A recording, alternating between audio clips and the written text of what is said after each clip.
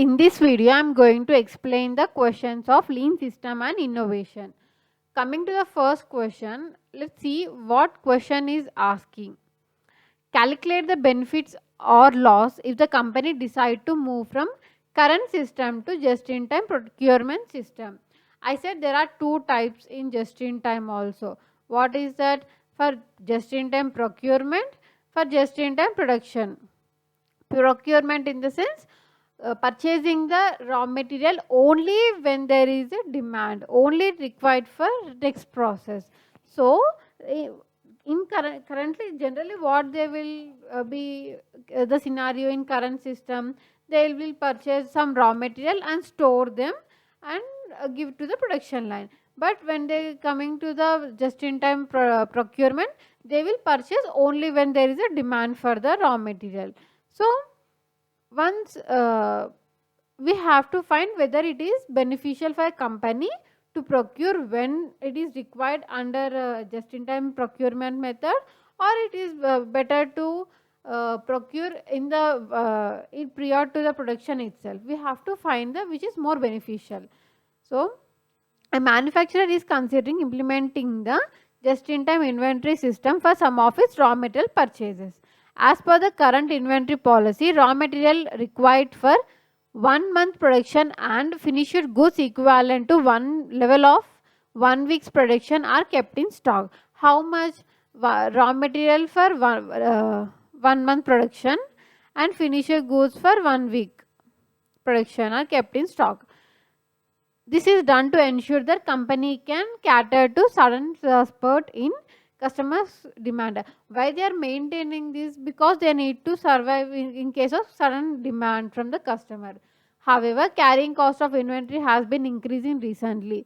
Hence, consideration to move to more robust just-in-time purchasing system that can reduce the inventory carrying cost.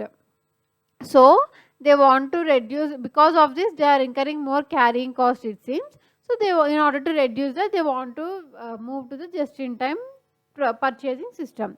Details relevant to the raw material inventory are given below.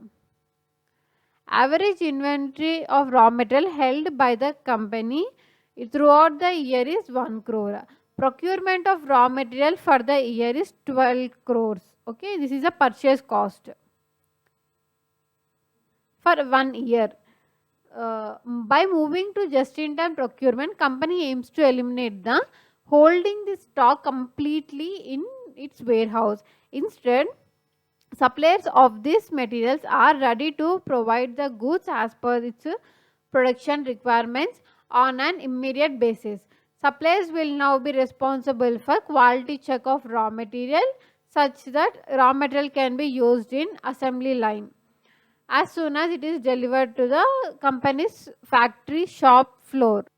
So there is no more information here, only the present cost is 12 crores and they are maintaining raw material, average raw material of 1 crore. Increased quality check service done by a supplier as well as compensate them for risk of holding the inventory to provide just-in-time service. Company is willing to pay the higher price to procure the raw materials. Therefore, procurement cost will increase by 30%. Total procurement cost will be 15.6 crores per annum. What happened in current scenario? They will produce regularly. But as per just in time, they need to maintain stock and provide only when it is required. And quality, that to quality products they have to provide. Supplier has to provide. So what supplier did? They have increased the cost by 30%. So in current scenario and in just in time, first raw material procurement cost, it is 12 crores in current scenario. In first instance we have studied, no, but it has increased to 15.6 crores. Consequently, quality check and material handling cost of the company would reduce by 1 crore per annum. See, we don't know what is the current cost for quality check, but anyway it will be reduced by 1 crore. Means in current scenario, if we have incurred 1 crore, it will be 0 in just in time scenario. So As we don't know the exact amount, we considered only incremental amount, means only the amount which is not there in the next scenario. 1 crore, now it is there, next it is not there. Next, similarly, insurance cost on raw material inventory of 20 lakhs per annum need not be incurred any longer. So in current scenario, we have incurred 20 lakhs insurance cost, it seems. It will not be there in next just in time scenario. Raw material is stored in the warehouse that costs the company rent of 3 crore per annum. On changing to just-in-time procurement, this warehouse space would no longer be required. So for rent, they are paying 3 crores now, and they need not pay anything for in just-in-time scenario. Production of 1,50,000 per year. Production is 1,50,000 per year. The company plans to maintain its finished goods inventory equivalent to 1 week's production. It means they are not continuing for just-in-time production. They are continuing in existing scenario to maintain stock for 1 week production. Despite this, in order to have a complete cost benefit analysis, management is also factoring the possibility of production stoppages due to unavailability of raw material from suppliers. Okay, see, because of unavailability of raw materials, they may lose some customers. They may stop, production may be stopped in some certain scenarios. This could happen due to the delay in delivery or non-conformance of the goods to the standard required. So why there might be a stoppage in production? Because because of delay in delivery or bad quality products which does not meet their standards. Because of this, there might be breakdown of the production. Labor works in 1 8-hour shift per day and will remain idle if there is no material to work on. Due to the stoppage of production for above reason, it is possible to have stock out of 3,000 units in a year. So how much there is a stock out? 3,000 units. Stock out represents the lost sales opportunity due to the unavailability of finished goods. Customer walks away without purchasing any product from the company. Therefore, in order to reduce this opportunity cost and to make up for the lost production hours, labor can work overtime that would cost the company 10 lakh per annum. Okay, now there is no overtime, but in just in time there might be overtime due to the any sudden demand from the customer to avoid the lost sales. This is the maximum capacity in terms of how the labor can work. With this overtime, stock out can reduce to 2,000. It cannot be eliminated, but can see they have estimated that the stock out may be for 3,000 units. Means because of this they cannot give the customer the products whenever they require. So if they incur 10 lakh extra for overtime, they can reduce it to 2,000, but they could not eliminate it.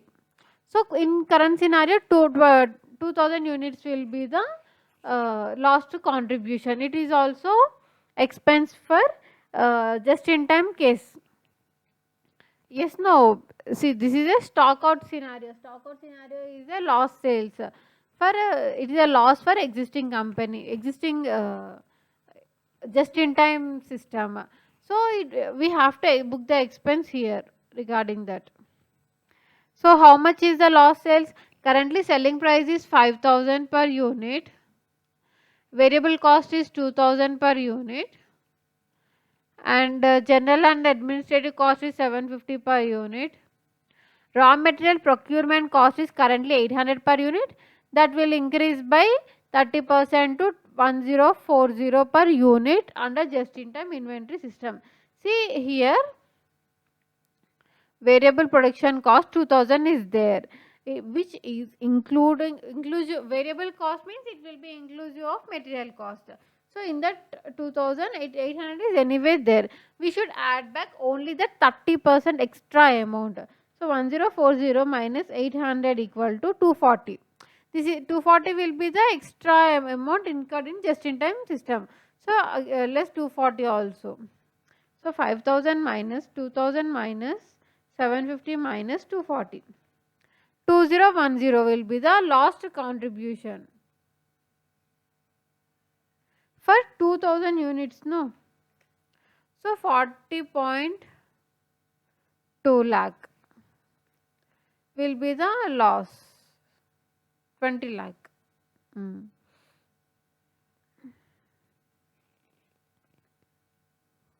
Next,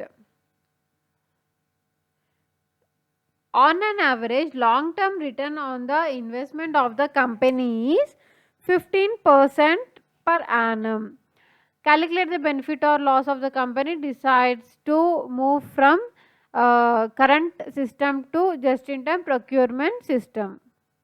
I think except this 15%, we have included all the amounts here. So calculate what is the cost in current system and what is the cost in just-in-time system. 12 crore plus 1 crore plus 20 lakhs plus 3 crore. 16 crore 20 lakhs. Next, 15 crore 60 lakhs plus 10 lakhs plus 40 lakh 20,000. 16 crore 10 lakh 20,000. There is one thing which we haven't considered. We have to consider that also. What is that? On an average, long-term return on investment of the company is 15% per annum.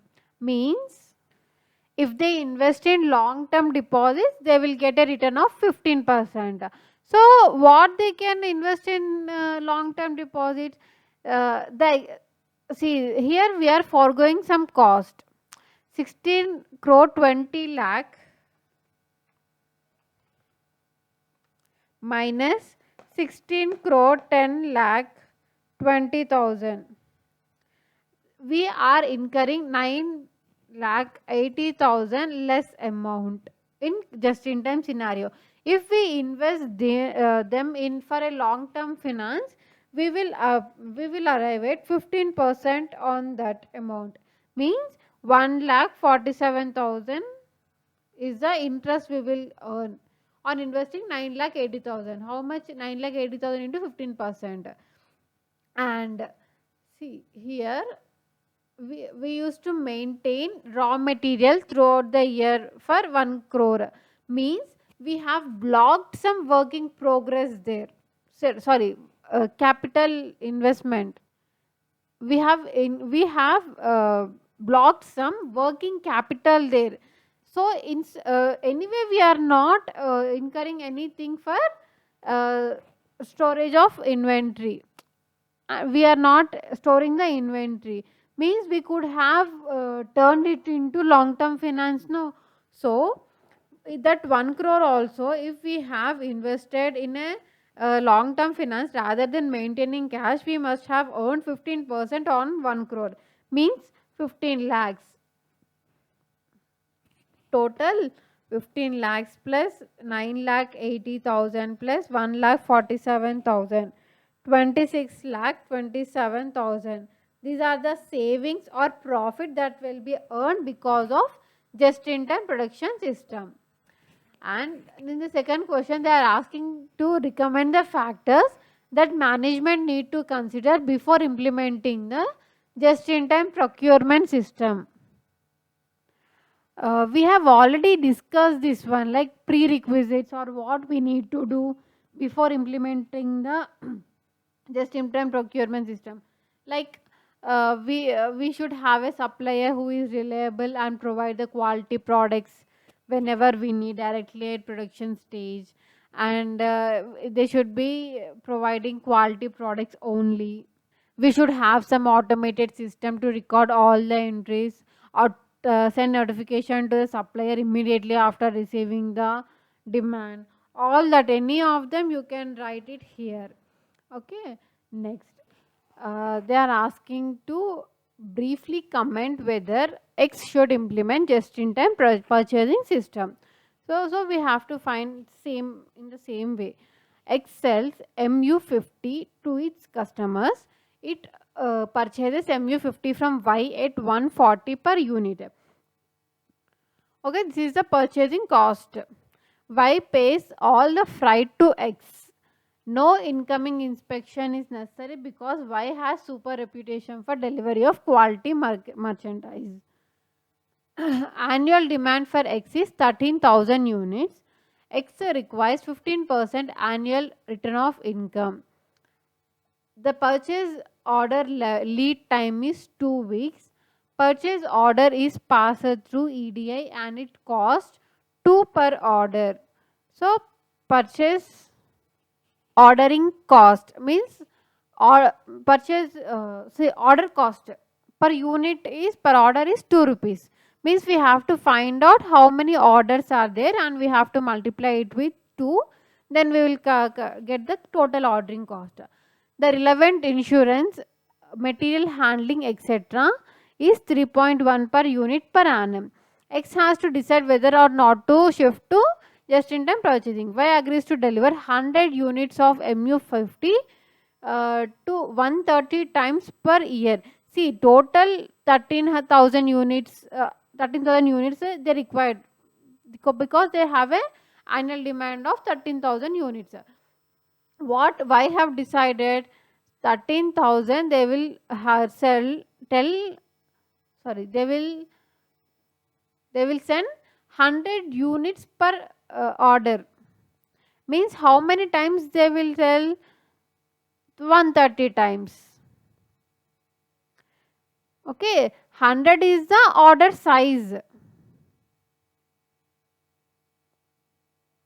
If we divide the total quantity with order size, we can find out the number of orders we have to place. Instead of existing system of 1000 per 1000 units 13 times a year. See, in current scenario what is there? 13,000 units, no? So 1000 they should send at a time. This is the ordering cost, order size in the current scenario, and 13 times they used to send it, but they tried to shift to 100 units per order, and they will send 130 times it seems, with additional amount of 0.02 per annum, means they have increased the cost of the raw material by 0.02. Currently it is 14,140, they will incur it to 140.02 per unit it seems. So calculate simultaneously what in current scenario and just in time. So what is the purchase cost in current scenario? For 13,000 units, 140 is the cost per unit, means 18,20,000 units. In just in time for 140.02 into 13,000, 18,20,260. When coming to the ordering cost, because previously there are only 13 orders, they used to place order for 13 times. So 13 into 2 per order, no, 2 rupees per order means 26 rupees will be the ordering cost. But what they have decided, they will send 130 times. So 130 into 2 means 260 rupees will be the ordering cost in just in time scenario. Next, X incurs no stock out under this current purchasing policy. This it is estimated X incurs cost of 50 units under just in time purchasing. So in current scenario there is no stock out, but in just in time 50 units means we have to calculate the contribution per unit into 50 units. It will be the cost in just in time scenario. So continuation to the question, in event of stock out, X has to rush order with which cost 4 per unit.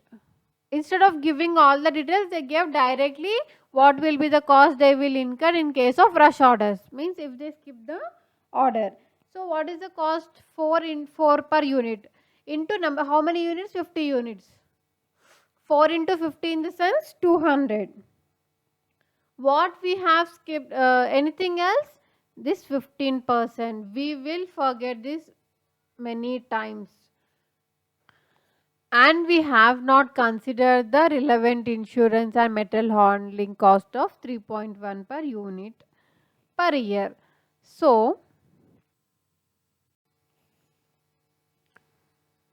this also we may forget because they both are not given directly. They can't be calculated directly, neither they have given directly.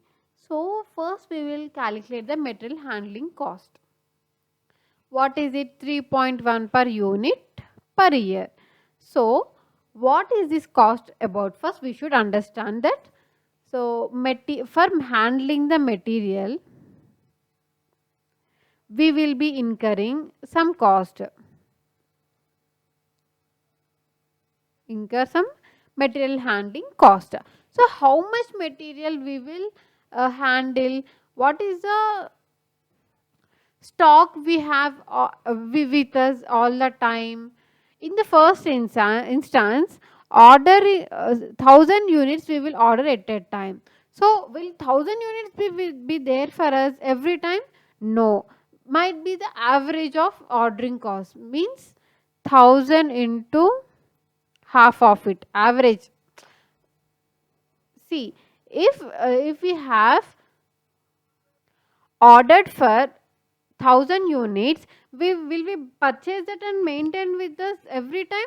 No, we will be sending that to production line. So, how to calculate, how to bifurcate how much we have with us, how much we have sent to the production line, and for how much we are incurring handling cost, how to calculate that? It is not that possible thing. So, what we will do, we will generally assume that half of the units are sent to production line, half are sent to the godown for uh, maintaining the stock. So, for that stock which is maintained in godown, we will incur some handling cost, as we have to handle that. So that how much is that? 1000 is the total ordering cost. In that, half of the goods we will be handling in godown. For that, how much purchase price we have, sorry, for that how much we cost we have incurred? 3.1 per unit. So, into 3.1. This is for first instance, but later on we have ordered for 100 units only at a time. So, in the second instance, 100 into 1 by 2 into 3.1. Okay. So, 1000 into 1 by 2 into 3.1 means 1550, or this is the material handling cost. And for just in time, 100 divided by 2 into 3.1, 155. Next, this is for material handling cost, no? And 15% they have given the rate, no, return of income. In the previous question, what we have done with the return of income? So, what we have done means we have calculated the opportunity savings that might have earned if we have invested that for long term. What if we have invested the procurement cost for long term? So, here what is the procurement cost in the current scenario? That here also we have to take half of the goods, because all the inventory we have procured will not be stored in the godown. They will be sent to the production line. If they have directly sent to the production line, it will not become any wastage. Only if that we have stored in the godown, that we have wasted, instead of which we would have got some return of income. So, 1000 units which we have ordered, in that half which we have stored, how much does it cost? In the first instance 140 rupees. In the, so what is the cost of we have stored in our go down 1000 into 140 divided by 2? 70,000. This we have wasted by storing in the go down. On this 15% means 10,500. We have lost some savings. We have lost. This is the opportunity cost, we will say.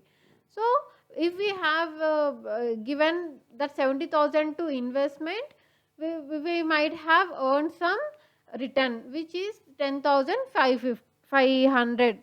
So this we will record it as opportunity cost. Here we have taken half, but in the previous scenario we have not taken the 50% only, because they have given average inventory cost as 1 crore. Average, they have already given the average. So we haven't taken the 1 crore, 50% of 1 crore. Here they haven't given, we have taken actual order size. So we have to take average of the order size and we have to calculate the opportunity on that, opportunity cost on that. In just in time scenario, 100 units we have taken, in that half of the goods we might be storing. So what is the purchase cost? 40.02. In that 15% will be the return of investment. 100 by 2 into 140.02 into 15% means 1050. This is the opportunity cost that might be lost in just in time scenario. So what is the total cost? 18,20,000 plus 26 plus 1,550 plus 10,500. 18,32,076. 18,20,260 plus 260 plus 200 plus 155 plus 1050. Which is the least cost here? Just in time scenario. So it is suggestible to adopt the just in time purchasing policy. Don't forget about these two things. Okay, one is for material handling cost, we have to take average of that, and the other is return of income, we have to take average. If the question given the average, we need not take average, direct take the amount into return of income. Okay, next.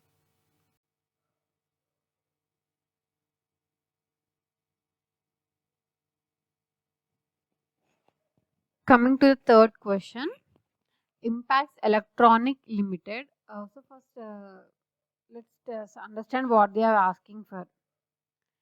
Is the just-in-time process is different for purchase and production department? State the reason to support your opinion. So are they are different or same? They are different. They are for different purposes. Sorry, processes. Purpose is same, to avoid the unnecessary cost of holding the inventory, that is storage cost, all that. To avoid that, there are two methods: purchase and just in time production. Just in time purchase is for purchasing the products only when required for production, whereas just in time production is to produce the goods only when required for the actual customer. Okay, both processes is different for, but purpose is same. Okay, next, state any three areas in which just in time purchasing may reduce the significantly to bring the cost efficiently. See why they are asking in what, where just in time purchases will reduce the cost, in which area it will reduce the cost. First and foremost thing is storage cost. Okay, along with that material handling cost, insurance cost, all that will be reduced. And third one, what is the benefit from avoiding the material storage cost? we can save the interest on long term deposits of such procurement of raw material. Okay, all these three are the benefits from using the just in time purchasing. Okay, comment whether purchase department of IEL would move to just in time purchase presuming the same annual demand. There the actual question started. Okay, they are using the so in the current scenario we have to find out which is the more beneficial. So Impacts Electronic Limited is manufacturing wide varieties of torches operated on power batteries, specially designed for trekking and travelers apart from domestic use, for which they purchase bulbs from glow lights and bulbs. Mostly G3 1M screw 7.5V bulb is used in torches. Due to lockdown and breakout of COVID, the demand for torches fall significantly and factories allowed to work at 1/3 of the capacity. Considering same production department slow down the production, causing a huge pile up inventory of raw materials. This will be expected in result in high storage cost. What happened? These two uh, manufacture the torches used for trekking, but because of lockdown there has been a downfall in demand for torch lights, so they are working at 1/3 capacity, because of which inventory has raised. See, production has slowed down but inventory has increased. We have to incur a more storage cost. Hence, to attain the cost effectiveness, IEL decided to move from traditional system to just-in-time system in a phased manner. There are two major departments operating in IEL: purchase and production. In the first phase, purchase department is considering the adoption of just-in-time purchasing. Okay, first there are two departments, purchasing and just-in-time production. No, so they don't want to amend the current policy directly. First, they want to amend in phases. So first they want to amend in just-in-time purchase. Annual demand for G3 1M screw 7.5 bulb is 24,000 units at IEL. Presently, the purchase price is 80 per bulb. Currently, annual demand is ordering in 24 orders of equal size, and cost of placing an order is 10, which is expected to remain same in just-in-time regime 2. Material handling and insurance and other carrying cost is 2, 1.5 respectively per annum. Okay. See, in the current instance, we will record all the cost we will incur in current instance, because they haven't given comparatively. For procurement cost, what is the 24,000 is the total demand and 80 rupees is the purchase price. 24,000 into 80, 19,20,000. What is the annual demand? See, the 24 orders of equal size. So 24 we have orders. They did not given the lot size. They have given directly number of orders. So, and they have given the ordering cost per order. So 24 into 10, 240 will be the ordering cost.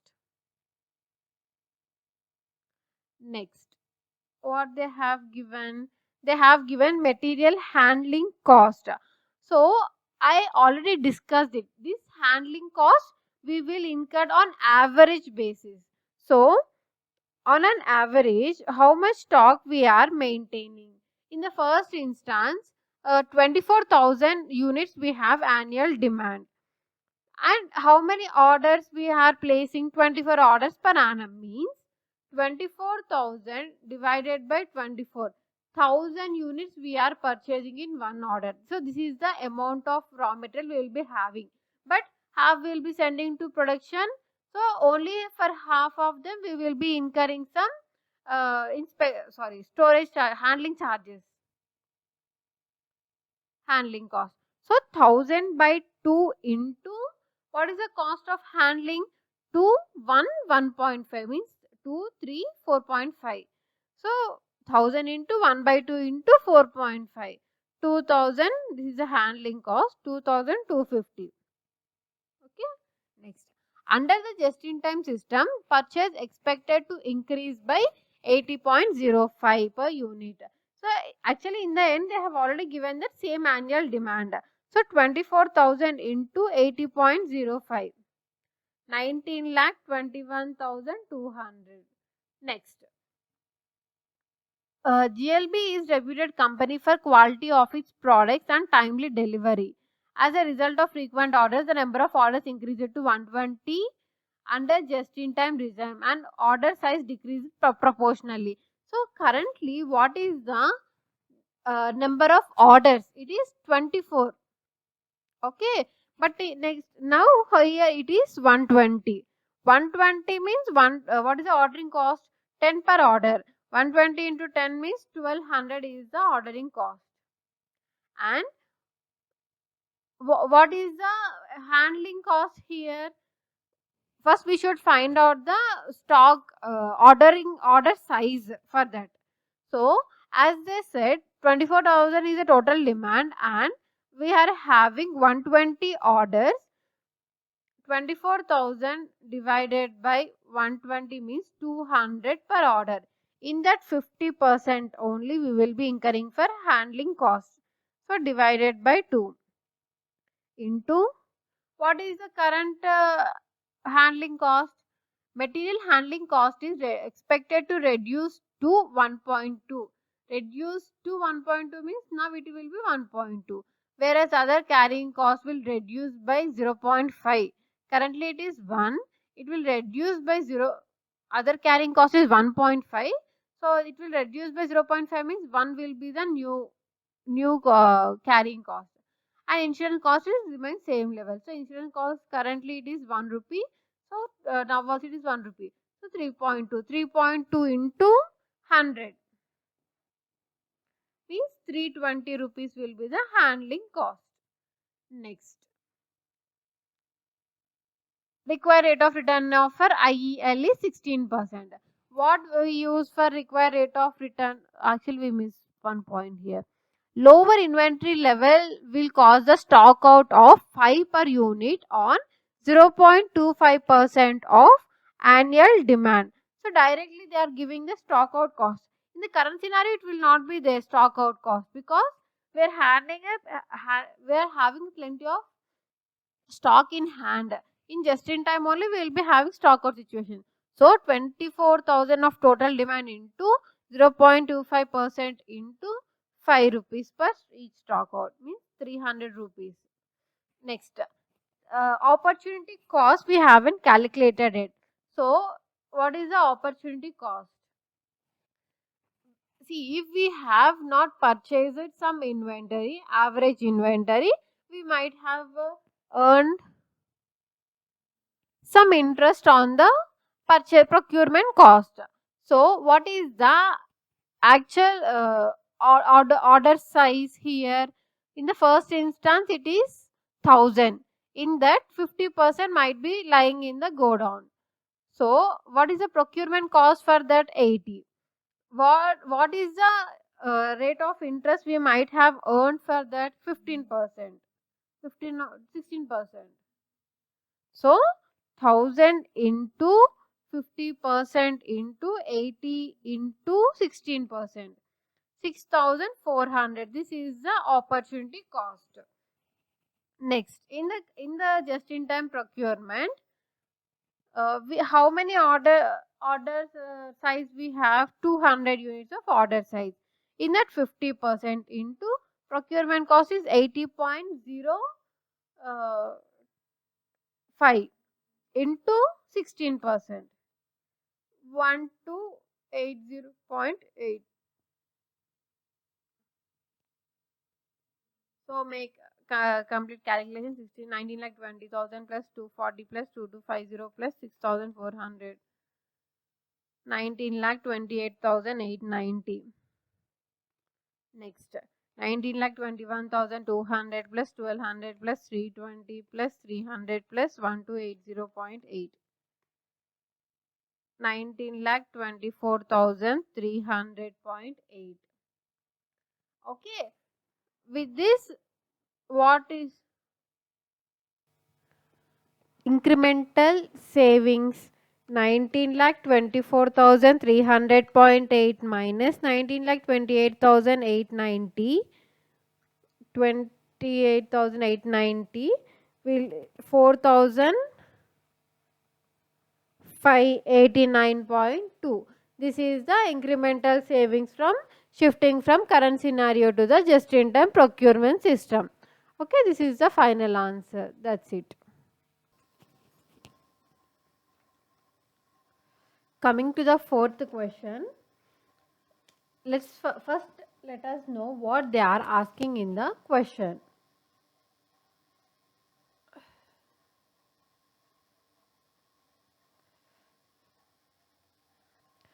As a chief accountant, you are requested to comment on manager director's view. They did not specify anything. We have to comment on director's view, it seems. So coming to the question, KP Limited, KPL, manufactures and sells one product called Kia. Managing director is not happy with its current purchasing and production system. There has been considerable discussion at the corporate level as to use just-in-time system for Kia. Okay, as they were not satisfied with the current method, they want to use just-in-time. As per the opinion of the managing director of KPL, just-in-time is a pull system which responds to demand in contrast to push system, in which stock act as buffers between different elements of system such as purchasing, production and sales. By using just-in-time system, it is possible to reduce the carrying cost as well as other overhead cost. So he is just telling about how just-in-time works. We already know that. Now KPL is dependent on contractual labor which has efficiency of 95% of its production. Means total laborer has to be paid, the laborer has to be paid for minimum of 4,000 hours per month, to which they produce 3,800. See, already they told that 95% efficiency. So if they worked for 4,000 hours, how much output they can produce? Only 95% of 4,000, that is 3,800 hours they can produce. For availing the service of labor above 4,000 hours in a month, KPL has to pay overtime rate, which is 45% premium to normal hourly rate of 110 per hour. So what they are saying, how much time they can work for 1 month, how much time labor can work for 1 month? 4,000 hours. If we want them to work for more than 4,000 hours, they will charge 110 plus 45% per hour. For avoiding this overtime payment, KPL in the current production and purchase plan utilizes full available normal working hours, so that higher inventory levels in the month of lower demand would be able to meet the sales of month which higher demand level. KPL has determined that cost of holding the inventory is 70 per month, for which standard hour of output that is held in inventory. What they are telling here, in order, see, they are charging much higher to work overtime. So in order to avoid this cost, as of now they were producing the maximum for hours there at normal rate only. Means 4,000 hours is available, no? So they are producing for 4,000 hours continuously irrespective of demand. They are utilizing the labor to the maximum level. So that they can avoid this overtime premium. But because of that, what happened, they increased the production and incurring the holding cost of 70 rupees per month for each standard. 70 rupees for each standard hour they are incurring that holding inventory. So KPL has forecast the demand for its product for first 6 months of the year 2022 as follows. So they have this demand, they estimated this demand. Following are the other information. All other production costs are either fixed or not driven by the variable hours worked. Production and sales occur evenly during each month, and at present there is no stock at the end of the December 21. Means they do not have any opening stock, and for each of the month whatever they produce they can sell. Okay, the labor are to be paid for their minimum contracted hours in each month irrespective of any purchase and production system. So they have to be paid for 4,000 hours, and if we want irrespective of the hours they have worked, minimum 4,000 hours they have to be paid. Extra, if they work overtime, we have to pay overtime. Okay, there is no discount from their side. So what we should do now, what they have asked for, at least we should know that, no? So they have given some introduction, and they are asking whether the vision of the idea of manager is right or wrong. So we have to find whether just in time works for this or not. Will it reduce any cost or not? So first find out the, in normal case, in current scenario, we should calculate the cost incurring current scenario. They are not anyway not incurring any overtime premium. They are utilizing the labor to the maximum extent. So what happens? They will incur only this holding inventory cost, means material handling cost. What I said, how to calculate that material handling cost? Take the average of inventory and calculate into cost per hour, per unit, like that. So this will be the formula for that. But here inventory will be how much inventory we have to take, opening plus closing stock by 2. In the previous scenario we do not have any opening closing stock differently. So we have taken the average stock we are maintaining every time. It is related to purchase. Okay, we do not have any different opening stock, closing stock. We have only single amount average stock. So only inventory we are maintaining. So in that average we have taken. But if we have opening stock, closing stock, we have to take that one only. Opening stock, production, demand, closing stock.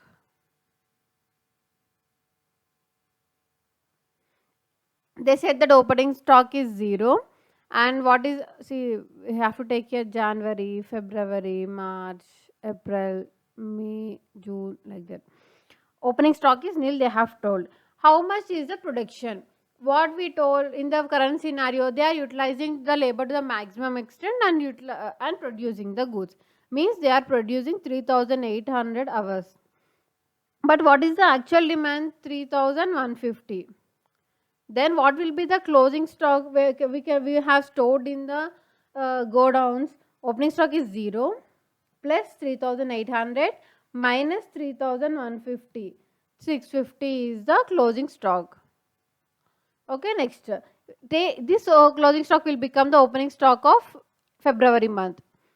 In that month also we will be producing 3,800 units. But what is the actual demand? 3,760. Okay, 650 plus 3,800 minus 3,760. 690. 690 will be the opening stock of March, and here 3,800. 4,060. What will be the closing stock here? 430. 430 will be the opening stock of April.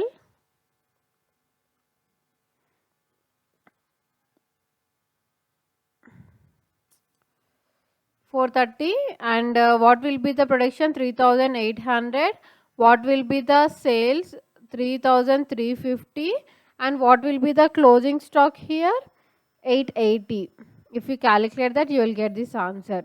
So for May, 880 is the opening stock, 3800 is the production, and 3650 is the sales, and closing stock will be 1030. And next for June, 1030 is the opening stock, 1030, 3800 is the production, sales 4830, and what will be the closing stock? Nil. Okay, this is the opening and closing stock if we follow the current scenario and utilize the maximum production hours. So what will be the average stock now? Opening stock plus closing stock divided by 2. So if we calculate like that, how much will be 650 by 2 means 325. 650 plus 690 by 2 in the sense 670. In the same way, calculate for every month, we get 560, 655,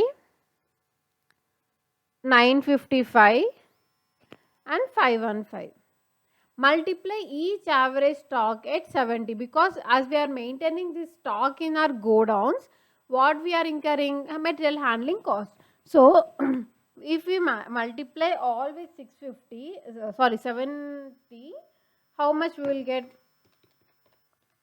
325 plus 670 plus 560 plus 655 plus 955 plus 515 into 70. 2,57,600. Actually, you should calculate individually, as the material handling cost is same for every month. I have calculated directly, but you should calculate in each term here.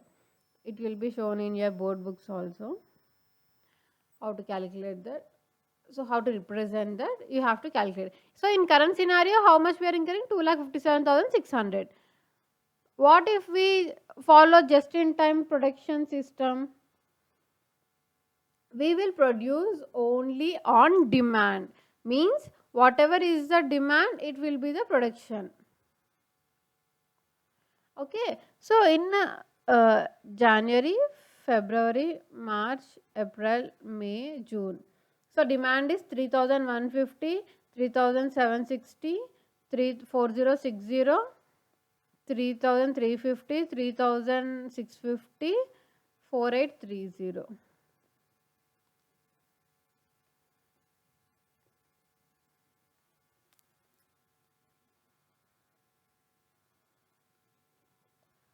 January, February, March, April, May, June. Okay, now production, how much is the production? Whatever will be the demand, we will produce that, 3,760. But see, in March, it is more than 3,800, means we will produce that, but we will incur some overtime charges for the same. 260, for 260 hours, we have to incur overtime charges. Only for 260 hours? No, because this is the 260 hours is required for the customer, but to get effective 260 hours of output, they have to work more than that, because they can have only efficiency of 95%. This 95% is 260, but they should work 100%. No, then only this 95% will come. So for what will be the 100%? 260 into 100 by 95, just cross multiplication. Why we are considering this? Even though they have gave 95% efficiency, they work for 100% hours. So we have to pay them for 100%. Okay, so for 273.68 hours, we have to pay. How much we have to pay? 110 plus 45%, means at 159.5. In 159.5 into 273.68, 43,651.96 or 652 directly we can pay. Next, for April, it is less than 3,800. So we will produce as it is. For May also we will produce as they require. Again for June we have to incur some overtime premium. So how much if we deduct 4,000, 3,800, what is the extra hours we have to work out? 1,030.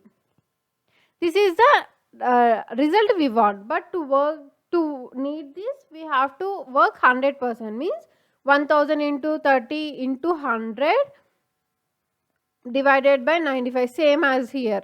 Okay, cross multiplication. 1084.21 hours we have to work, and for each hour we have to give 159.5 rupees. So 159.5 means 1,72,931.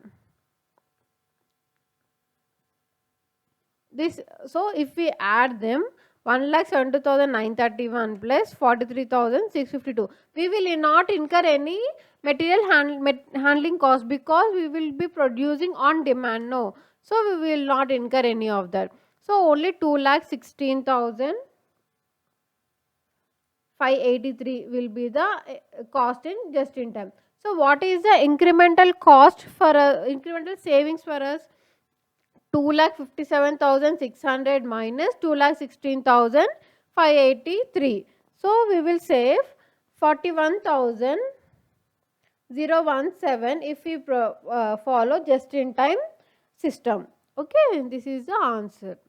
Next, before adopting the just in time system, we have to make sure of few things, like as a supplier, the reliable supplier from who will provide us with the goods on expected date at expected time, and staff who will visit the supplier's location and examine the products itself to get the qualitative goods only. And we should keep all our strengths in the mind, because suddenly if labor is not able to provide overtime, they were unable to work overtime, it will be a stock out situation. Customer walks away without any stock, without any purchase. So we have to consider all that, and we have to adopt the just in time system. Okay. Question number 5. Here they are asking to calculate the incremental production cost and savings in inventory holding cost by just in time production system. Okay, what is the incremental production cost? Means we should find only the percentage of increase in the production cost. Okay, difference majorly in current scenario and just in time scenario. And savings in inventory holding cost. All this inventory holding cost incurred in the current scenario will be saved. So all the total inventory holding cost incurred in current scenario should be calculated. Advise the company on the choice of the plan. Okay, so Innovation Limited has entered into a contract to supply a component to a company which manufactures electronic equipments. Expected demand for the component will be 70,000 units totally for all the periods, except sales and production will be sales 9,500 in first. This is quarter wise, I guess. 17,000, 18,500 and 25,000. There are different variable costs incurred for each quarter. See, it is changing. Okay, next, total fixed overheads are expected to be 14 lakh for all the periods. Fixed cost anyway we will not consider. The production manager has to decide about the production plan. Plan 1, produce at constant rate of 17,500 units per period. Inventory holding cost will be 6.5 per unit of average inventory per period. Okay, next, plan 2, use just in time system. Maximum capacity per period normally is 18,000 units. It can produce further up to 10,000 units per period in overtime. Okay, by incurring overtime it can produce further 10,000 units. Each unit should produced in overtime would incur additional cost equal to 30% of expected variable cost per unit of that period. What is the actual variable cost here? This one, 30, 30, 32.5, 35. Extra 30% will be expected to incur in if they work in overtime. Okay, next, assume zero opening inventory. So we should execute the plan, check the plan one first, so that we can get savings in inventory holding cost. So in plan one, opening stock, quarter 1, 2, 3, 4. Opening stock is nil. Production is 17,500 for every quarter.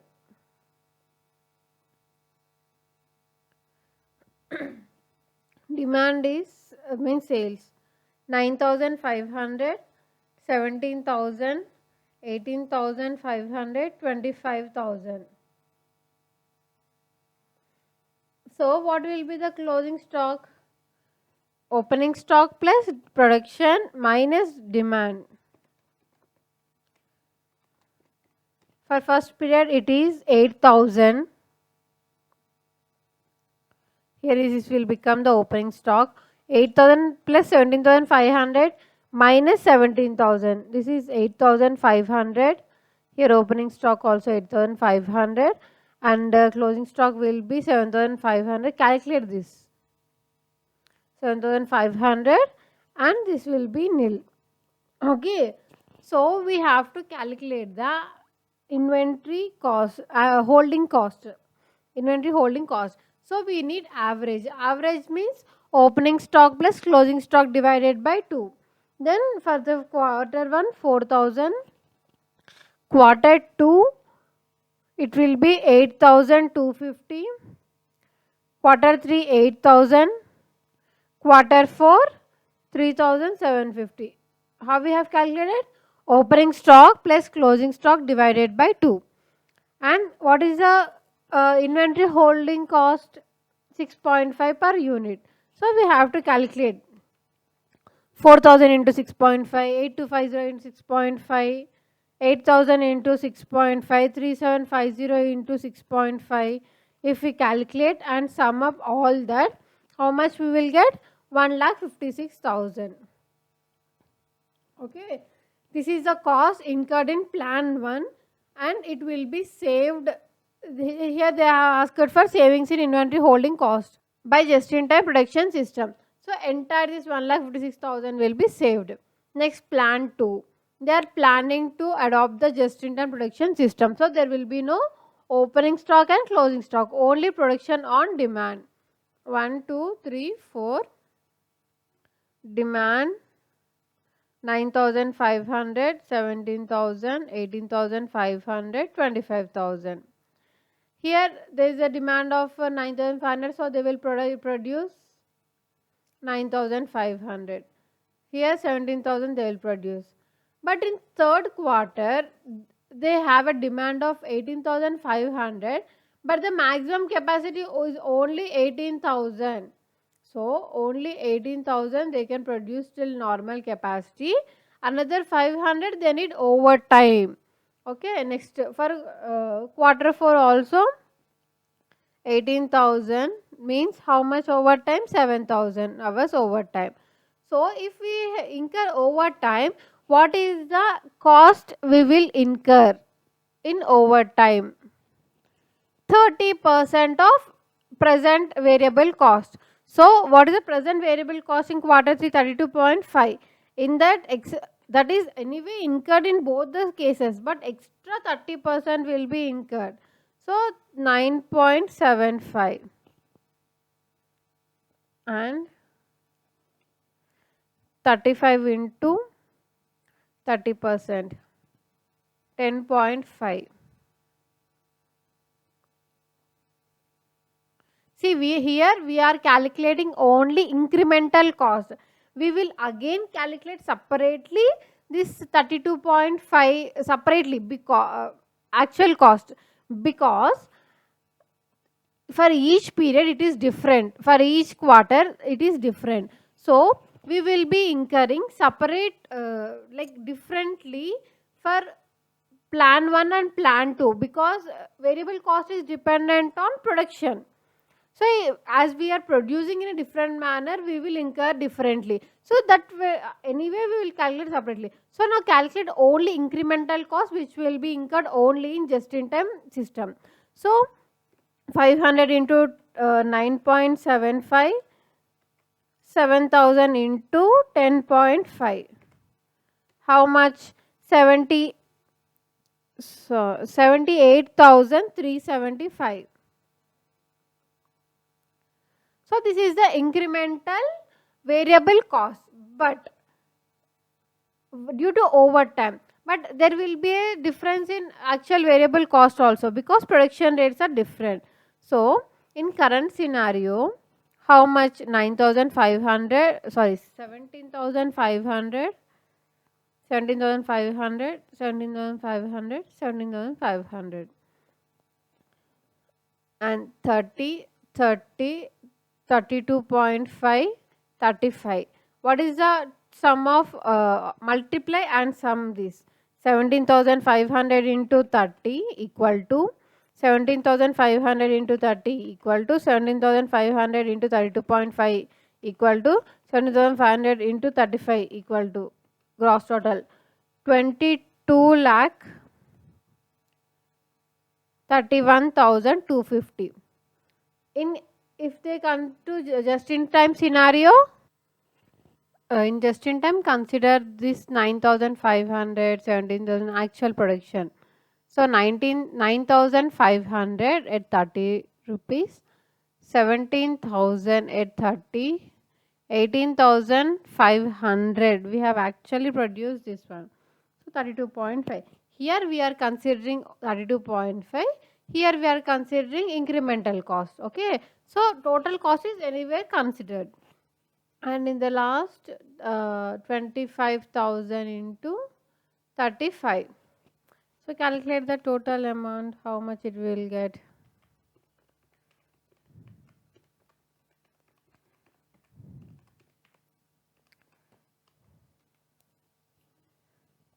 ₹22 lakh 71,250. So the difference is, this is 40,000 savings, which is less here. Sorry, here plan A is only less, but this 40,000 is not only the production cost. This 78,000 also we should consider. So what is the total cost, incremental cost because of just in time mechanism? 40,000 plus 78,375, 1,18,375. This is the incremental cost by adopting the just in time. But what is the savings here? 1,56,000. Which is more? 1,56,000 is more, means savings is more. How much extra savings we got due to just in time? 37,625. Okay.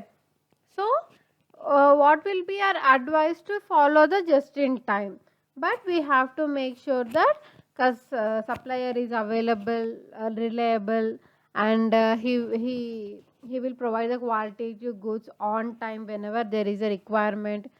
So all that we should consider, and we should shift to just in time mechanism.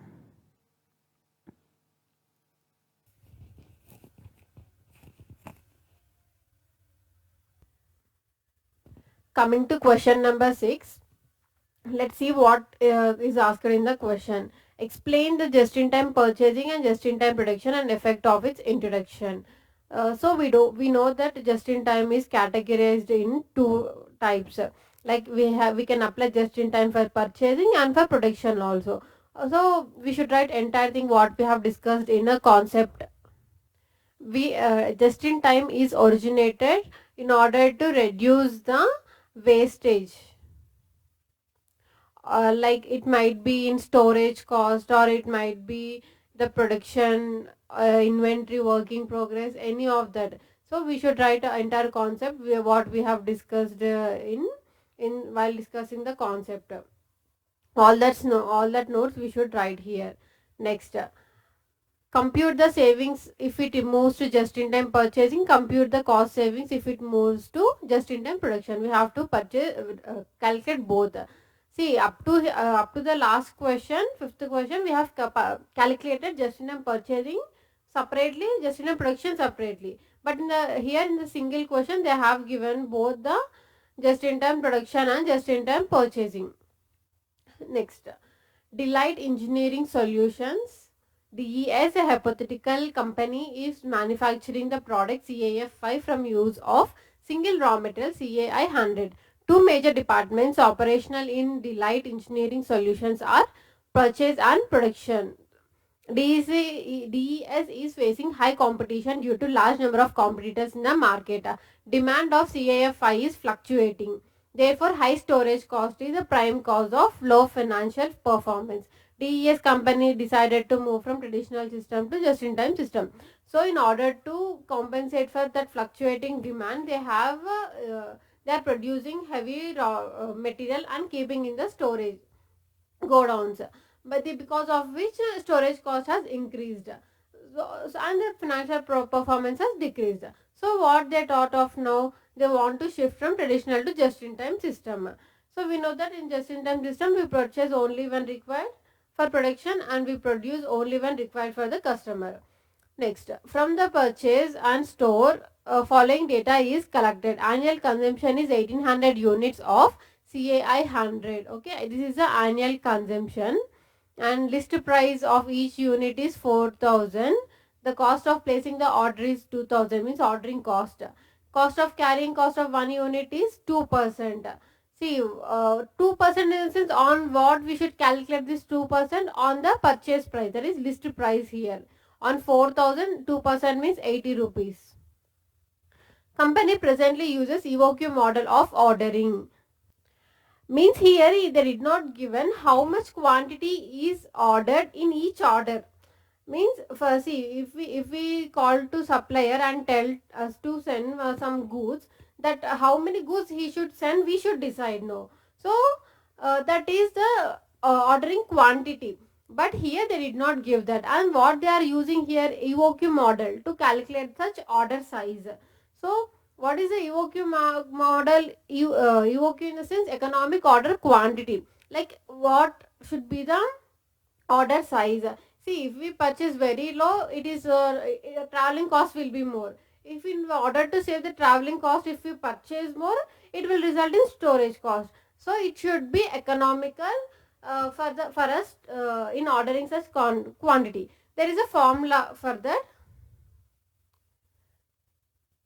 Underscore 2 AO by C. O in the sense ordering cost, C in the sense carrying cost. If we apply this formula, we will get to know how much orders, how many number of units we have to purchase, we have to give order in each order. Okay, next. 2 in substitute all the information there. 2 into annual consumption is 1800 and ordering cost is 2000. Divide by carrying cost. How much it is? 2% in this 80 rupees. So what is the economic order quantity? 2 into 1800 into 2000 by 80 underscore 300 units, means each time we should order for 300 units, then only we can get economically beneficial by making such order. Okay, next. So if each time we are ordering 300 units, how many orders we are placing per annum? Number of orders. Actually, what the total quantity? 1800 units we require. In each term, we are ordering 300 units. Means how many units? How many orders we are placing here? 6 orders. Okay. Next, purchase manager further estimated that if the just-in-time system of inventory is implemented, ordering cost will increase by 50% from current level. So from here they are comparing between the present scenario and just-in-time scenario. So we will also calculate the difference. They ask for say cost savings due to just-in-time purchasing. No, so we have to calculate that how much cost incurred now and how much cost is incurred in the next stage. So in the present scenario, ordering cost will increase by 50% in just-in-time. So what is the ordering cost now? We have to calculate. Ordering cost in the sense, ordering cost per unit into number of orders will be the ordering cost. So number of orders is 6 into ordering cost per order is 2000. So 12,000 is the cost in present scenario. 12,000 plus 50% because it is increased by 50% in just in time scenario now. So 12,000 plus 50%, 18,000. Next, carrying cost can be avoided up to 90%. Calculate the carrying cost. So I already said that carrying cost is the cost incurred to maintain the material we have purchased. So how much material we are purchasing each time? 300 units we are purchasing each time. We should take only average of that because we don't purchase entire unit and keep in the godowns. No, only average.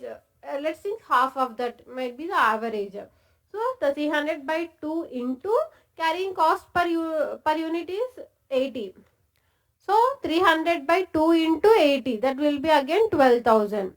How much it is? It can be avoided up to 90% in just in time scenario. Means only 10% we are incurring as compared to now. So if in current situation it is 12,000, what is the 10% of it? 1200 we will be incurring in just in time scenario.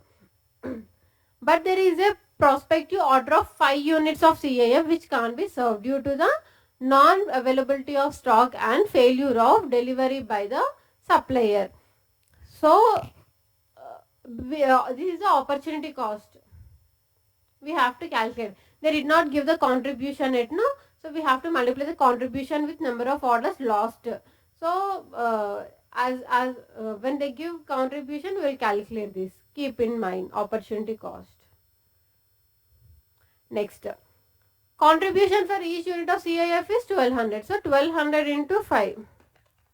We will not be having any opportunity cost in present scenario because we will be purchasing in earlier itself and we will sell whenever the customer needs. There will be no walkout customers. Next, stock insurance cost will reduce by 400 on annual basis. See, they did not given now insurance cost. Here they did not given any cost, but they said that it will be decreased by 400 per annum. So we have to reduce it in just in time scenario. Next, there will also be reduction in working capital requirement which will result in interest saving of 500 on annual basis. So this is also being an income, we will reduce from the expense savings. Actually we used to calculate this in the last question using the interest rate. They will give some interest rate, on that we will calculate the savings, interest savings. So here they give directly if it is 500. Next, further production and engineering department supported by marketing department provide details at the presently average cost of CAF. See, production department has started. So till now it is purchasing. 12,000 plus 12,000 is 24,000. 24,000 plus 6,000, 30,000 minus 400 minus 500 means 29,000. Sorry, it is 18,000 now here.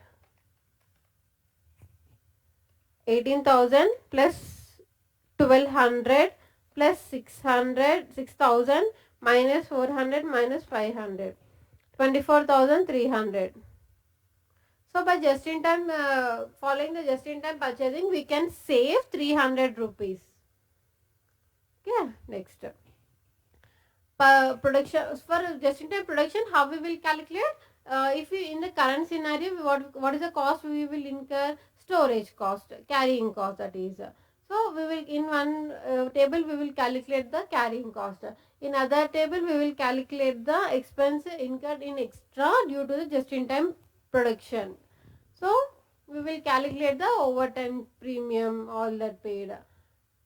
When coming to the question, production and engineering department supported by marketing department provide details that presently average production of CAF5 is 150 units per month. Okay, this is the average production. Although for the next 4 months expected demand will be 120, 160, 140, 180. Maximum capacity from the man hours perspective is 150 units. So maximum it can produce 150 units only for each period. 20 machines required for producing each unit and labor or rate is 3 rupees. Casual labor is not available in the market. Overtime premium will be 200%. So average monthly cost of storage of each item is 65. They have given all the details. So calculate the production cost as per present scenario. For there is no opening, they did not given any opening stock in the present scenario. How they are produced? Only in earlier as per the production plan, means 150 units every month. So what are the 4 months we did not given? So 1 2 3 4. So for the first month there is no opening stock, 0. But what is the production? 150 per every month, no?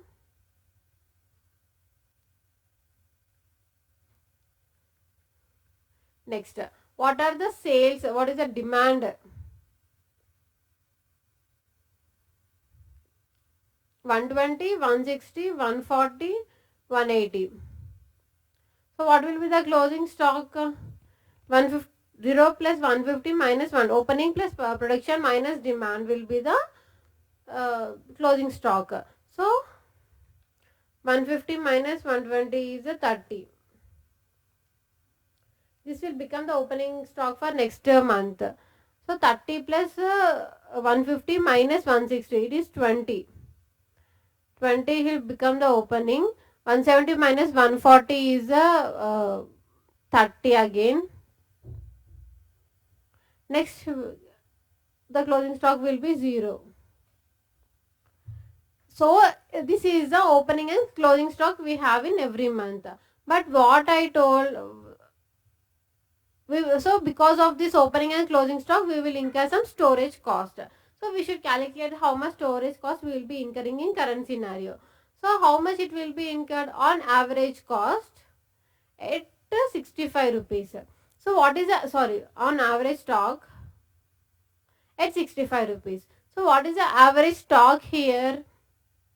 It is 0, opening stock plus closing stock divided by 2. So average stock is 15 here. Here 30 plus 20 by 2, that is 25. 20 plus 30 by 2, that is again 25. And 30 by 2 is 15. So at 65, in the sense, how much cost will be there? 30 into 15 equal to 450. 20 into 25, 500.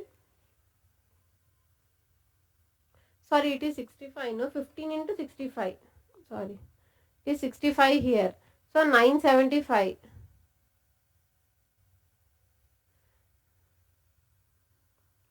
What I calculated? It is a closing stock. We have to calculate an average stock into 65 rupees. So it is 975 and 25 into 65 is 1625.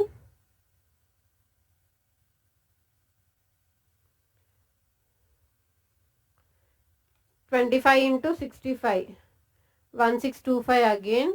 So 15 into 65 is 975. So add all that, 5200. This will be for a current scenario. In current scenario we will incur the storage cost of this much. But what about if we follow just in time process? We will be producing on we will be selling, we will be producing on demand. So what is the demand? 120, 160, 140, 180. But what is the maximum capacity? 150. means we can produce here as per the demand. So 120 we can produce. Here 150 is the maximum capacity. So for 10 units you need to incur overtime premium. Here 140, less than 150 means 140 it can produce. 180 means only 150 it can produce. For remaining 30 they have to incur overtime premium.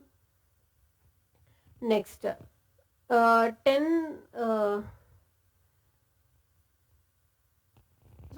for this what is the overtime charge? See, for 10 units they have to incur overtime premium. So what is the overtime premium? Labor hours. Labor hours in the sense 200% of original payment.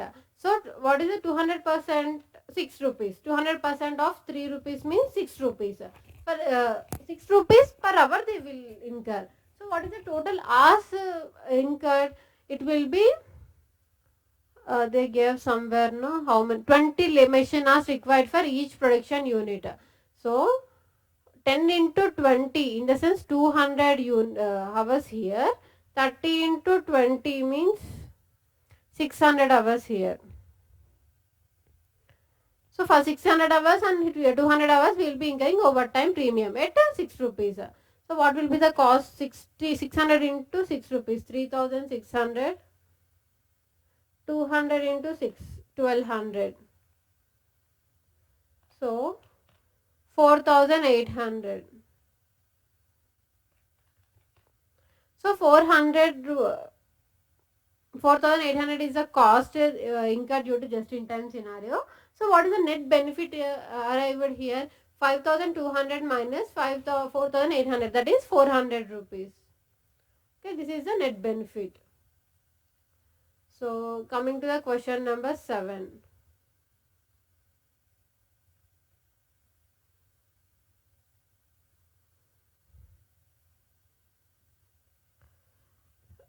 Here also they are asking to explain the just in time. Just explain everything we have discussed there and calculate the tuck time. See, tuck time in the sense how much time you should spend on each unit for accomplishing the entire customer order. Okay, we will calculate here. With this you can understand it is nothing but the time you have to work on, to have to spend or within time within which a product need to be completed in order to fulfill the customer demand. Advise the company should shift to just in time or not.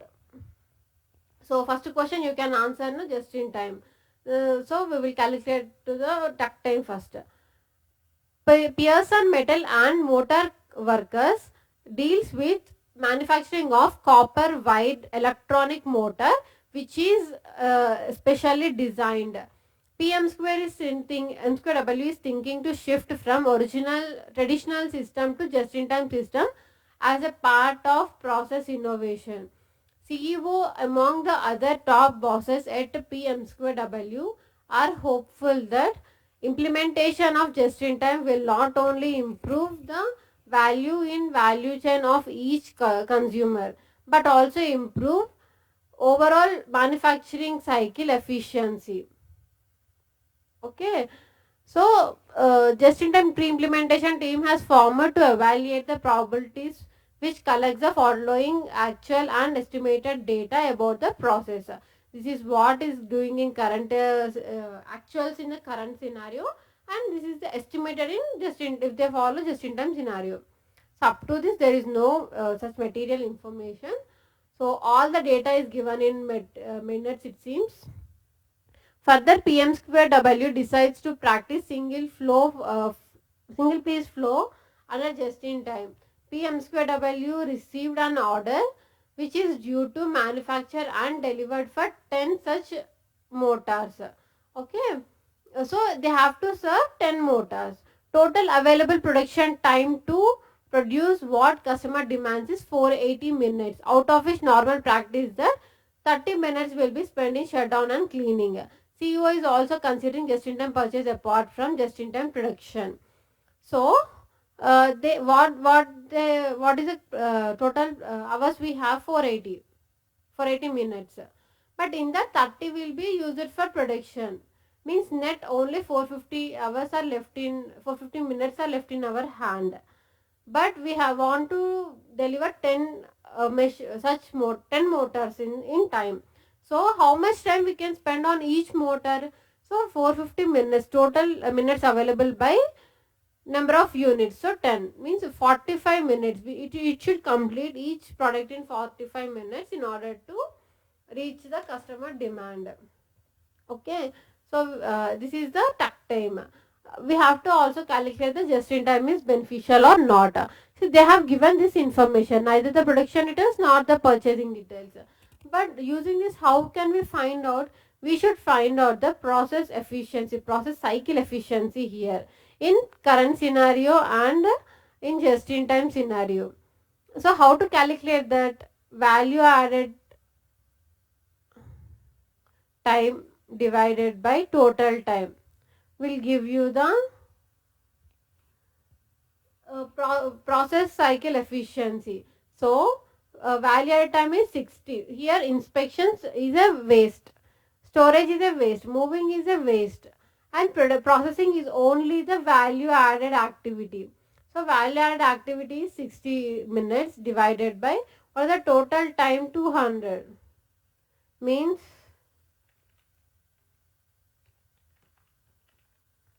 30% is the process efficiency in current scenario. But what is the just in time scenario? Value added thing, that is 40 by total hours, that is 40, 50, 60, 70, 80, 90, 100. 100 minutes. What is the ratio here? 40%. So as it increases from 30% to 40%, it is beneficial to follow the just in time scenario. Also, the total time required for entire process has decreased from 200 to 100 minutes. So in that time they can do a lot of things. So it is beneficial to move to just in time scenario. Question number 8. Pacific Coast Company Limited manufactures the spare parts. It works in 2 shifts of 9 hours each for 6 days in a week. Lunch break is 30 minutes and other miscellaneous break is added up to 15 minutes. See, they are asking here to calculate the OEE. To calculate that OEE, what are all we need? Availability ratio into performance ratio into quality ratio. Availability ratio in the sense how much time we have planned for the product equipment to be available for us, but how much time it is actually available for us. So actual time by planned time into performance ratio is how good machine is performing. How can we calculate that one? See, we by machine seeing the machine's performance, we will get to know how much time required. That is called standard operating time required for each product, each machine, divided by actual time. This will give the performance ratio, and the quality ratio, good units by total units.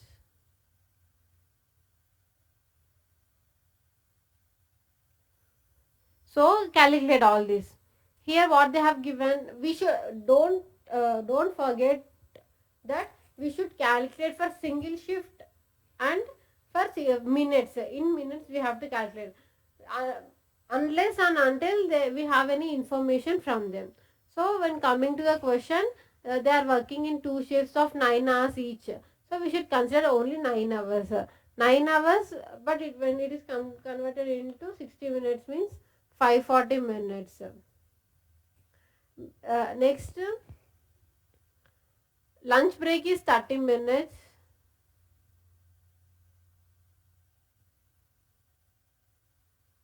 Other miscellaneous break is up to 15 minutes. So 15 minutes. The following details are collected by lost 4 weeks by the TPM insurance for one of their important equipment.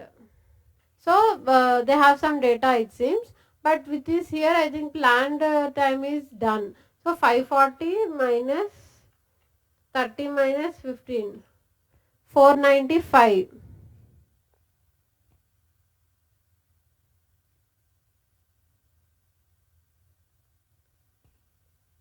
Hours for planned preventive maintenance is 15 minutes per shift.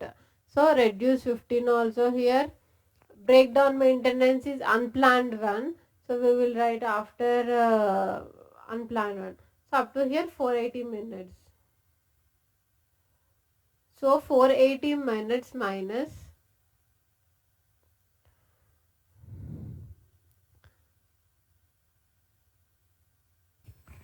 all these three breakdown maintenance, setup charges and power failure are related to unplanned downtime. No.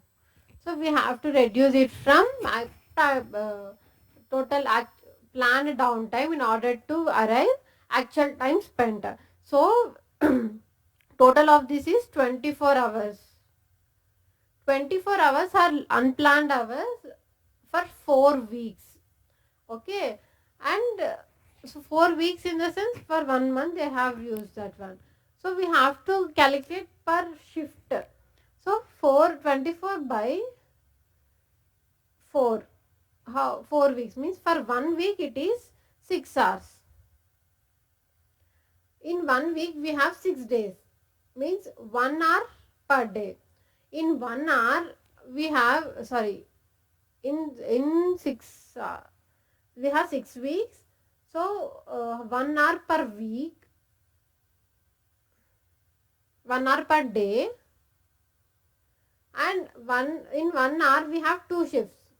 So 0.5 hours per shift. 0.5 hours means half an hour. Half an hour in the sense 30 minutes. Okay. So we should reduce that unplanned downtime here. We will get arrive at 450 minutes.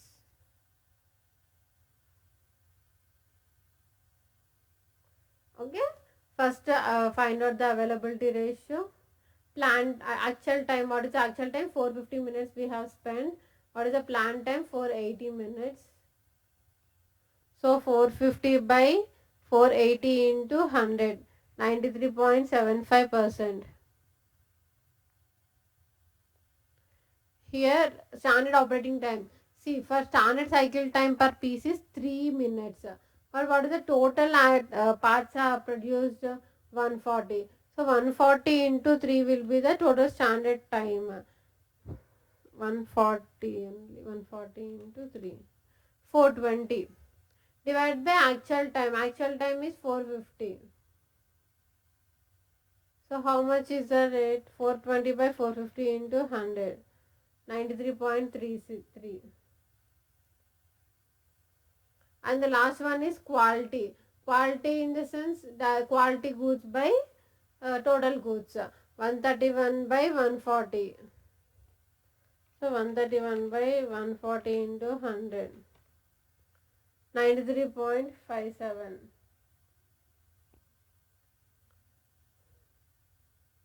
Okay.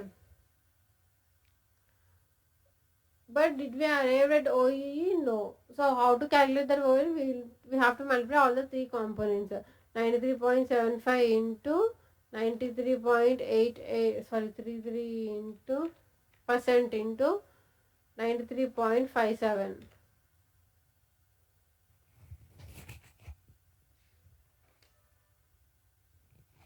81.87%. This is the overall equipment efficiency. Next.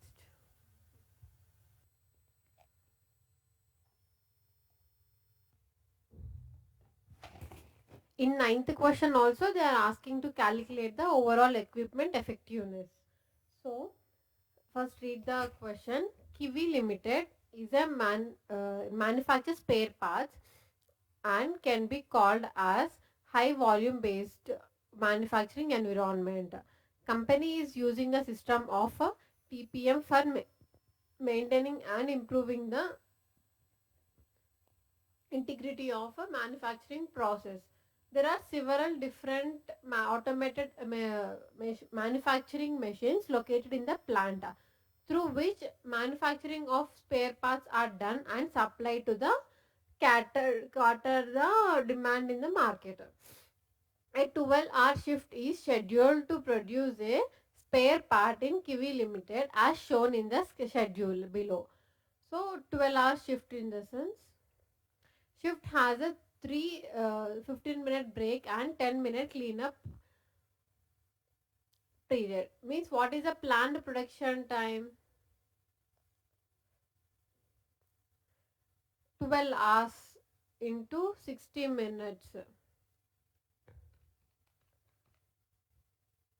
720 minutes minus 3 15-minute breaks. So total of 45 minutes and 10 minutes of cleanup. 665. Production schedule for automated machine NZ Limited. Cycle 10 seconds. See what is meant by cycle here? It means how much time, standard operating time for each cycle. Okay. It will be useful for performance measure, performance ratio. So what is the standard operating time here? 10 seconds. But we have to calculate in minutes now. So uh, 10 seconds divide by 60 minutes. Then only we can get per minute into 3360. Total number of units manufactured we have to multiply. So what we will get 3360 into 10 by 60 equal to 560 minutes. See, if you are poor in calculation, how to work out that simply I'll say. See, for 1 minute, 60 seconds. For 10 seconds, how many minutes? Cross multiplication. 10 into 1 minute divided by 60 seconds. So 10 by 60. Okay, this is per we have arrived converted the seconds into minutes. This is a calculation. So next we have arrived at two products, two requirements up to now. So they have given for planned downtime, so unplanned downtime. So reduce the unplanned downtime in planned production time. We will get the actual time we have spent. So I think we got every information we need for the OEE. So first availability ratio, actual time by planned production time. 629 divided by 665 into 100 equal to 94.59.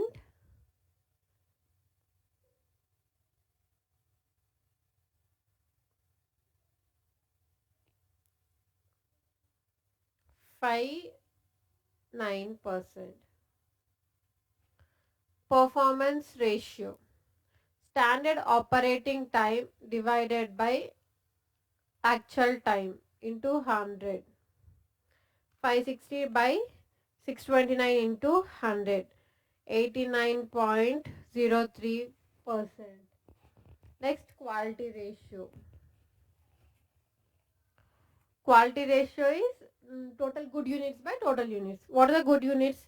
3360 is the total units minus scrap is the 75. If we deduct 75 minus 3360, we will get the good units. 3285 divided by 3360 into 100. 97.7677%.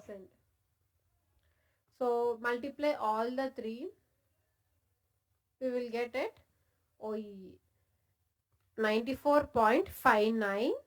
You see, if you are getting confusion how to calculate that, we have to take the number first in the calculator. We should multiply with percentage of second one and third one. 89.03% into 97.77%. And take 94.59 in calculator first and multiply it with 89.03% again into 97.77%, 82.34%. Okay, next 10th question. GVK, here also they are asking to calculate OEE. GVK Paraceuticals Limited is producing medication products and can be called high volume based production environment. There are several different automated production machines located in the plant through which production of machines is accomplished and fulfill the demand. Plant operates in double shift, each consisting of 8 hours with 25 minutes of lunch break and tea break of 10 minutes. Following data pertains to the automated machine X75. So calculate that 8 hours into 60 minutes, 480 minutes minus 25 minutes of lunch break, 10 minutes of tea break. It is 445. Next, what is this planned production time? Breakdown, repair and startup unplanned is 90 minutes. So if we reduce 90 minutes, we will get the actual hours worked. So 445 minus 90 equal to 355. Then standard cycle time is 2.5 per tablet. So how many tablets are there? 280. 280 into 2.5. 700. Standard cycle time. Next, how many good quality products are there? 280. Quality loss is 40. So see here the data is given for a complete day, but here they have given there are two double shift a day, so we have to take only half of that. So here 45 we have to take, so it is 400 hours, and here it is 280 tablets for one day, means for two shifts. So divide by 2. For one shift only 140 tablets. So here also 140. So 2.5 into 140 will be 350.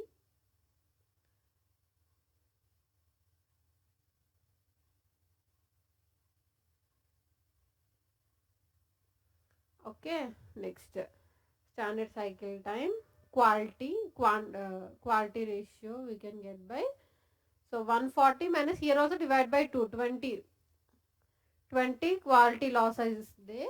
So good quality goods are 140 minus 20 equal to 120, divide by 140 into 100.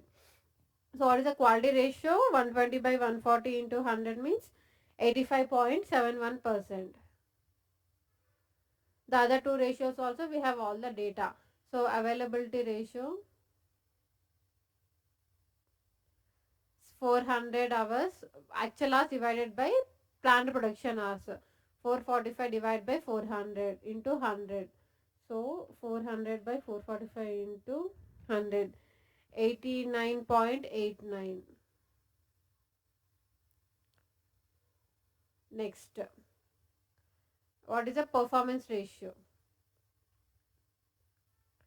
So in performance ratio 350 hours, here we have calculated now, 350 hours divided by 400 hours into 100. Standard time by actual time into 100. 350 by 400 into 100. 87.5. So what is the total OEE? 89.89 into 87.5% into 85.71%. 67.41%. Okay, next. Hindustan Limited supplies the following information related to the vital equipment used in its production activity for April 2022. Okay, total here what we have to do, state an appropriate approach to measure the total productive maintenance performance of the equipment. So what is the appropriate approach for the overall equipment effectiveness? We can find, using this we can find uh, whether the equipment is operating effectively or not. So how it will say, if we get overall equipment efficiency more than 85%, then it is working in a good mode. Otherwise it is not working properly. So we have to consider all the components we will be using here, like availability ratio, it should be more than 90%. Performance ratio, it should be more than 95%. And quality ratio, it should be more than 99%. So we should write everything about all these three components also. Next, quantify the total productive maintenance performance of the above mentioned equipment by using the approach stated in one above. So as we have suggested for OEE, we have to find the OEE for the machinery with the given details. Total time worked during the month. See here they have given the actual time worked. Total production during the month is 2800. Number of units accepted is 2520. Standard time for actual production of the month is 180. Time loss during the month is 28 hours. So first see from here we got the quality information, quality ratio. So 2520 divided by 2800 into 100. How much it is? 2520 by 2800 into 100. 90%. And next, standard performance ratio, standard by actuals into 100. So what is the standard? 210 hours, sorry, 180 hours. Here they have given no. So 2 divide by 210 hours into 100. 180 by 210 into 100. 85.71%. Next, we will find out availability. Here, actual by planned hours. What is the actual hours? 210. But what is the planned hours? We did not have that information. But what they have given, time lost during the month is 28 hours. So, till now how we calculated planned minus loss equal to actual. Here we know the actual and we know the standard. So find out the planned one. Planned equal to 210, if we send this 28 to that side, plus 28, 238. So 210 by 238 into 100.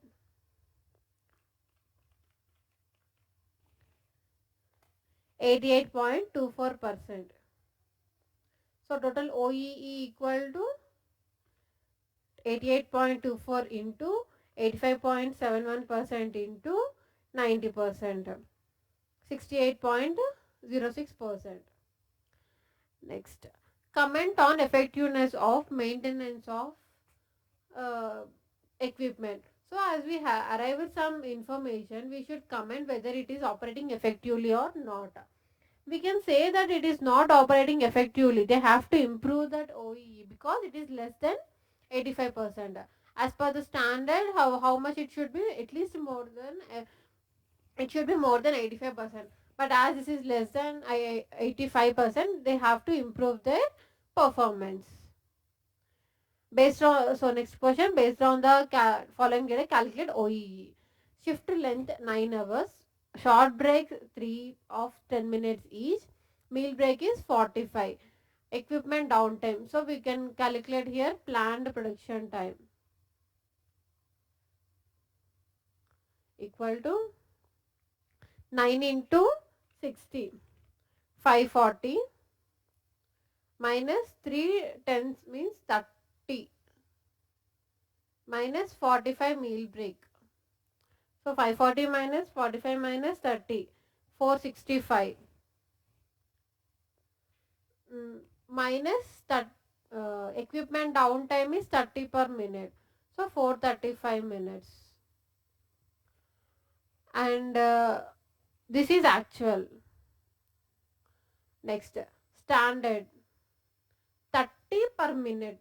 See, up to now they have given how many minutes required for each output, so that we can directly multiply the output into number of minutes. But here they have calculated 30 products for 1 minute, means in 1 minute we can get 30 products. But how many products we actually produced? 12,240 products. So how much time it will require? 12,240 into 1 by 30. Okay, 12,240 into 1 by 30. So 408 minutes. So the standard is 408 minutes. So again they have given good total units 12,240, rejected units 240. Then good units will be 12,000. Okay, 12,240 minus 240 will be 12,000. So find out the ratios. Availability ratio.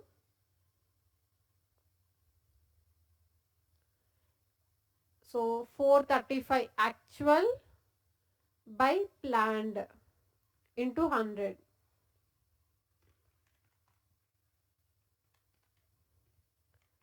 93.55%.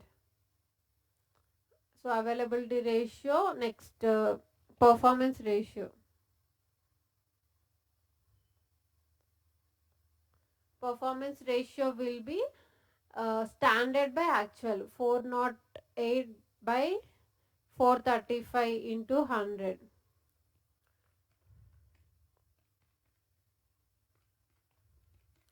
93.79%. And what is the quality ratio? 12,000 good by total, no. So 12,000 by 12,240 into 100. 98%.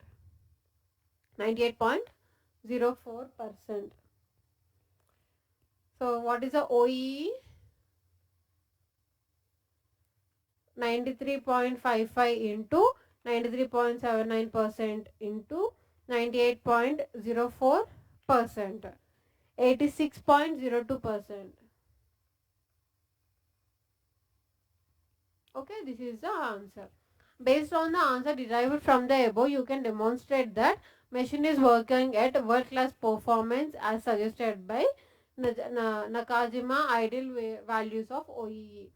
See, as per this OEE, what should be the rates? Availability rate should be more than 90%. Here it is more than 90%. So it is performing good. Performance ratio should be more than 95%. But here it is 93.79% only. So it is not performing that good. Quality ratio should be more than 99%. But it is less than 99%. So it is also not performing good. OEE should be more than 85%. Here it is more than 85%. So it is good. So on overall basis, we have crossed the target of availability ratio and OEE also. So for performance ratio and quality ratio, it is slightly less than the required standard. So see here 95% should be. So it is 93.79%. Almost less than 2% difference. Here quality ratio also less than 1% difference. So we can tell that it is performing at world class. It is working at world class performance. OE is the next question. OEE is an aggregate measure. Its components will compensate for each other, or on the contrary will aggravate a falling situation and attract further attention to it. See, first they gave one statement and they are asking us to explain. First, see the first point. OEE is aggregate measure. So it is a multiplication of 3 components. So it is an aggregate measure. And here they have told that components will compensate for each other. Yes, because in this situation only we can see availability ratio only crossed the target, whereas performance ratio and quality ratio did not cross the target. Even though they did not cross the target, they have achieved the total OEE target. Okay, it because availability has compensated for performance and quality ratio. So they will compensate for each other, and they will overcome the falling situation by compensating for each other. But we should give the but we should calculate separately and give importance to each unit, and we have to try to improve that quality and performance also.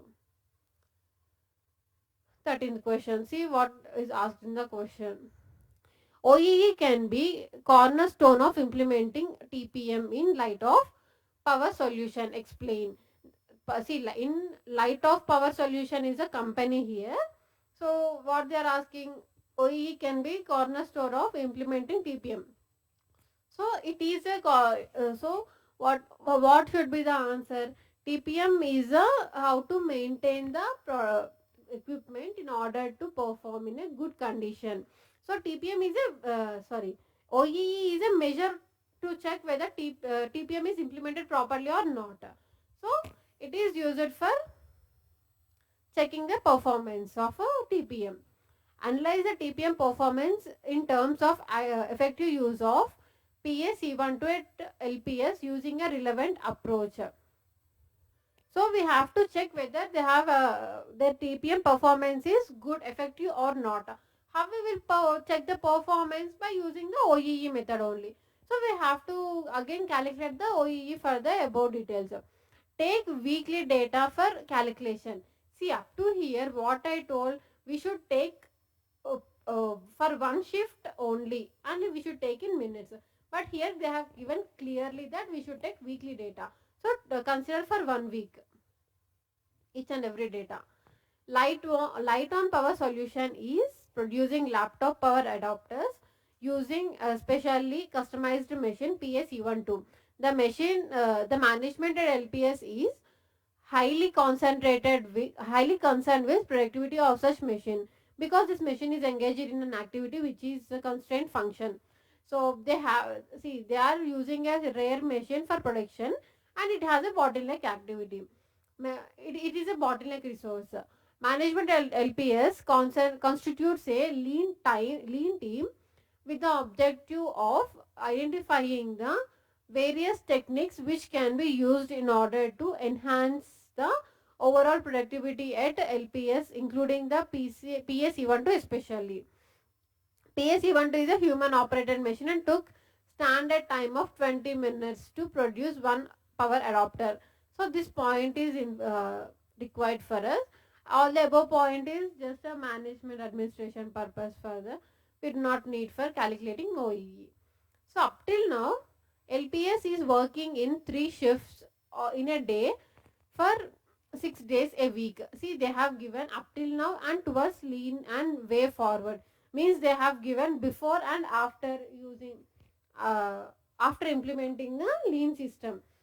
We have to calculate OEE for both the situations and check whether it is effective or not. So LPS is working in 3 shifts in a day and 6 days a week. See, we have to consider both of them because we have to consider for 1 week. 1 week means 6 days. 1 day means 3 shifts. So 3 into 6 should be multiplied for each and every data. Such shift is 8 hours with an lunch break of 30 minutes and 2 tea breaks of 15 minutes each. So calculate simultaneously. You can take from now onwards, but first calculate for one shift only. 8 hours per shift. If we convert into minutes, so 8 into 60, 480 minus 30 minutes lunch break, 2 tea breaks of 15 minutes each, again 30 minutes. Shift change over time is 30 minutes per shift. Preventive maintenance time per shift is 10 minutes. See, each and every data is given in a minutes per shift format. Okay, for each shift they have given break and tea breaks. Shift change time also per shift only. Preventive maintenance is also per shift only. In a week, downtime was 6 hours. So up to here, planned production time we can arrive it. So 480 minus 30 minus 30 minus 30 minus 10. 380. 380 for one shift. But how many shifts we have? 3 shifts. How many days we have? 6 days. So into 3 into 6. 6840. Okay. Next. What is the planned, unplanned downtime? 6 hours, of which in a week they have given directly for 1 week. So in 1 week they have 6 hours of downtime. 5 hours due to breakdown maintenance, remaining is a power failure. So 5 plus 1 is total 6. No, total 6 hours we should consider for unplanned downtime only. 6 hours into 60 minutes.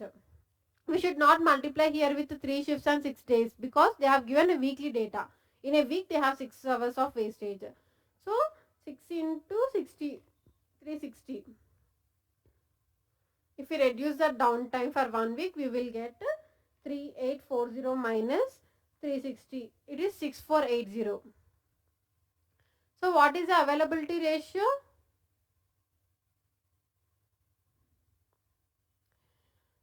6480 divided by 6840 into 100. 94.74%. Next. PS-E12 works through all the 3 shifts during the said week. 306 adapters were produced. So here also weekly data is given. 306 adapters were produced using PS-E12, out of which only 290 met the quality specification. So we need this total adapters for quality ratio and performance ratio. For performance ratio, we need a standard time. Standard time by actual time into 100. So what is the standard time? 306 adapters into 20 minutes for each adapter divided by 6480 into 100. This is the actual time worked. No. So we have to consider that. 306 into 20 into 100 by 3480. 94.44%. Next, quality ratio. 290 by 306 into 100. 94.77%. So what is the total OEE? 94.74 into 94.44% into 94.77%. 84.79%. Next, towards lean and way forward. In order to enhance the productivity of PS-E12, management at the advice of lean team decides to apply TPM, a 3-member TPM team, which is a part of lean team specifically designated for PS-E12. As a result of efforts, shift change over time reduced to 20 minutes. So I'll write it with a different color. So shift change over time. This is a shift change over time. Now this is reduced to 20 minutes. Next. Preventive maintenance time further increased by 5 minutes per shift. So we have 3 shifts in a day. So how many, so for how much, so per shift only we have considered this, no? So 15. This is the new time for preventive maintenance. This results in reduction of 4 hours in breakdown maintenance of weekly basis. So here there is a 6 hours downtime. In that 6 hours, 5 hours is breakdown and 1 hour is for current power failure. So 5 hours of breakdown reduced by 4 hours. Means presently there is 1 hour wastage in due to breakdown and 1 hour due to power failure. So total 2 hours. So 2 hours into 60 minutes per hour, 120 minutes. This is the unplanned breakdown in the current situation. So 120 here.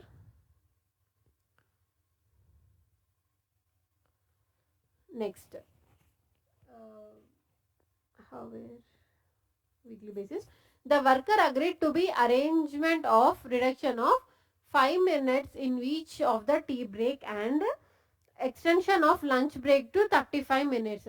So first lunch break has extended to 35 minutes. Tea break actually it is 30, means 2 times tea break. But they have reduced it for 5 minutes for each tea break, means total 10 minutes they have reduced. So the new time is 20 minutes for tea break. So original hours is like that only. So what is the new time? 480 minus 35 minus 20 minus 20 minus 15. 390 into, this is for one shift, 3 shifts into 6 days. So what is the new time? 380 into 3, see 390 into 3 into 6, 7020. And what is the new actual time? 7020 minus 120, 6900. Management is a positive with the improving culture but anxious to know the benefit out of the TPM implementation. It and its performance in terms of improvement of productivity.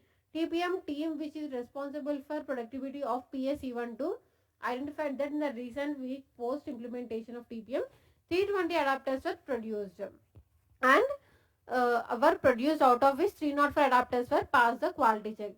So we need this information in two places. One is for standard time. So 320 adapters into 20 minutes for each adapter divided by actual time 6900 into 100. So 320 into 20 by 6900 into 100. 92.75%. And the quality ratio 304 divided by 320 into 100. 304 by 320 into 100. 95%. And availability ratio 6900 divided by 7020 into 100. So 98.29%. What is the OEE now? 98.29 into 98.29 into 92.75% into 95%. 86.61%.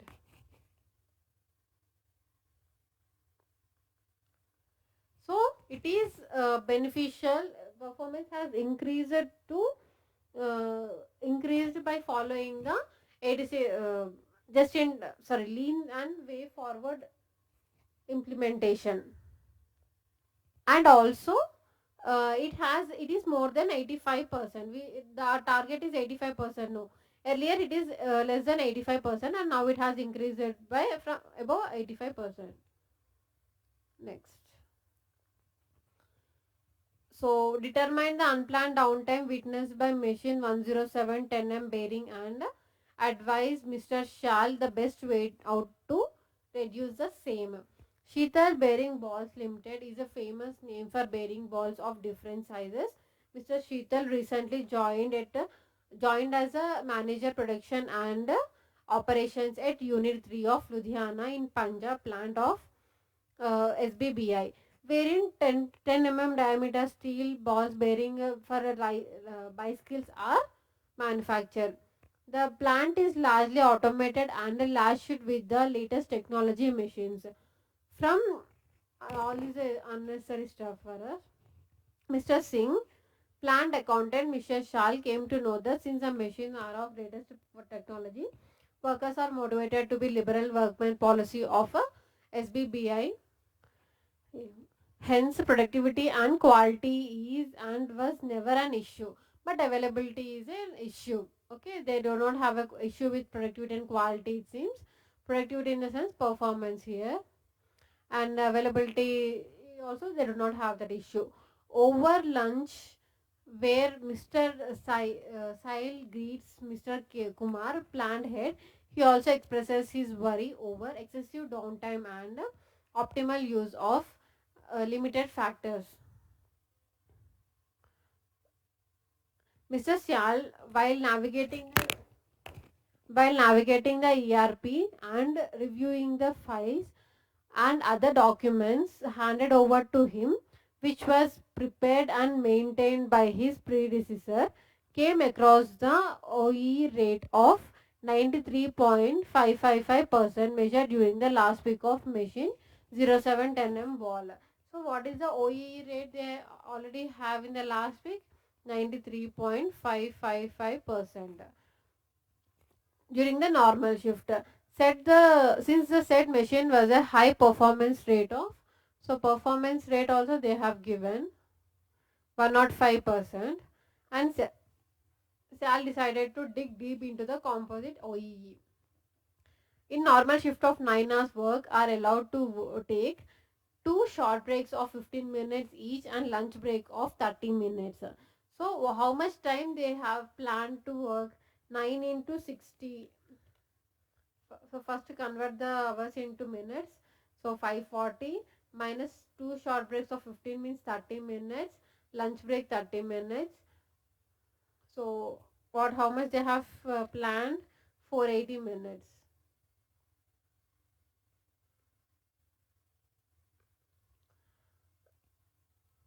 During the normal shift, out of the total manufacturing 27,216 balls, bearing balls by said machine, only 272 balls are found defective. So what is a good quality balls? 27216 minus 272, 26,944. Okay, so what is the quality ratio? 26,944 divided by 27216 into 100, 99%. So with this we can find out the availability ratio. So availability ratio into 105% into 99% equal to 93.555%. So what is the availability ratio?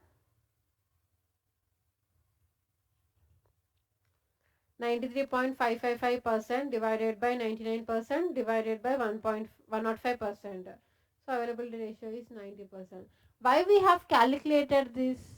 Don't tell, we don't know. Here they have asked for unplanned downtime. How we can get that unplanned downtime? Uh, see, planned downtime,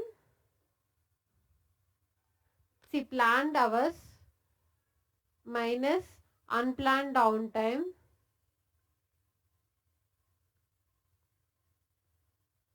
we can get the actual. So we need this unplanned downtime. To do this, we have the only formula, availability ratio. So we have trying to do, using this we can find out the unplanned downtime. So availability ratio is 90%. Now we know the ratio, but previously how we used to calculate? Planned hours minus unplanned downtime divided by planned hours. So 90% equal to, what is the planned hours? 480 minutes. 480 minutes minus unplanned downtime divided by 480 minutes. So what is the unplanned downtime we got here? 480, if we transfer it to here, 480 into 90%, 432. And 432 minus 480 will be 48 hours is the unplanned downtime. Okay. Measure the ideal cycle time to manufacture a single bearing ball. See, what is the ideal cycle time they are asking? It is standard time required for one ball. So where we will use this formula actually in performance? No, standard time by actual time into 100 equal to what we get, performance ratio. But here we know the performance ratio is 1.105%. We also know that actual time is, what is the actual time worked, 480 minus 48 minutes, sorry, 480 minus 48 hours, 432 hours. So standard time will be, if we cross multiply this, 432 into 105% divided by 100. So 432 into 105 by 100 will be 453.6. This is the standard time for total balls, all the balls. But we need only for single ball now. So 453.6 divided by how many balls we have produced? 27,216. 27,216. So it is 27,216 means it we got 0.01667 minutes like that. But we can't tell it like that, no, to anyone how much time if it take means it is some like 0.016 minutes. So just convert this into seconds. So for 1 minute we have 60 seconds, no? So into 60, it is near to 1 second. So 1 second is required for manufacturing one ball. Apply Goldard's 5 steps that can be applied to remove the bottleneck at the Ludhiana plant of SBBI. So for bottleneck we have theory of constraint, because means uh, theory of constraint, what does it tell? If we have any bottleneck resource, we should utilize it to maximum. And but how to remove that? There are 5 steps. First we need to identify. Next we need to exploit in the sense utilize the bottleneck to the maximum. Next, non-back bottleneck activities are subordinate, means we should cooperate, all that should be in coordinates with the bottleneck activity, because if non-bottleneck activity can produce 100 units in a hour, but bottleneck activity can produce only 70 units, we should not utilize the bottleneck to the maximum, so not bottleneck to the maximum, because if it produces 700 units and it need to, so the other 30 units should maintain in stock storage room. So unnecessarily we will be incurring more cost because of non-bottleneck activity. So all that bottleneck activity should perform in accordance with the bottleneck activity. And fourth one, elevate the bottleneck. Elevate in the sense eliminate. Try to eliminate the bottleneck activity and repeat the process. See, eliminate in the sense, how can we eliminate? By making minor, it might be because of minor changes, we can improve the performance of the bottleneck activity, and or it might be because of other major changes like replacing the plant itself. So we can increase the performance of bottleneck activity. We should repeat the process. What process? We should always find for the bottleneck activity and try to eliminate this using this process. Because if we replace that bottleneck resource, the other machine being very old can be bottleneck activity, because I told you previously, non-bottleneck resource can produce 100 units per 1 hour. Now bottleneck activity produced only 70 units, so we replace that, where the new units produced 150 units per 1 hour. So now this became the bottleneck activity now. So again we should find the bottleneck activity and we try to increase the performance of that. We have to try use it to the maximum. So it should be a continuous process of eliminating the bottleneck activity. Next, first see what is asked in the question. Explain why Mr. Rastogi considers cellular manufacturing as scientific way of production. But why we are considering is a scientific way of production? It can eliminate many types of waste, that may be motion or transportation or unnecessary movements of goods. So it can scientific way of production means what are the uses of cellular manufacturing, why we have initiated it. We should write all that concept here and assess whether outcome of testing the phase at MLL is sufficient or not as to the expectation of Mr. Rahija for implementation similar rearrangement to remaining production departments. What they are telling here, they have applied that new process to one phase only. If it achieve the target, then they will apply the same to other phases also. So we need to check that whether it has achieved the target or not. So Micro Light Limited engaged in the manufacture of a casting and capping of PVC pipes used for electronic fitting, which they supplied to various part of country using a well diversified network of distributors. MLL was established by a Mr. Rijul Raja around 10 years back. Since they then competition is continually increasing in the market as a new players enter in the market who are ready to sell the similar product at relatively lower prices.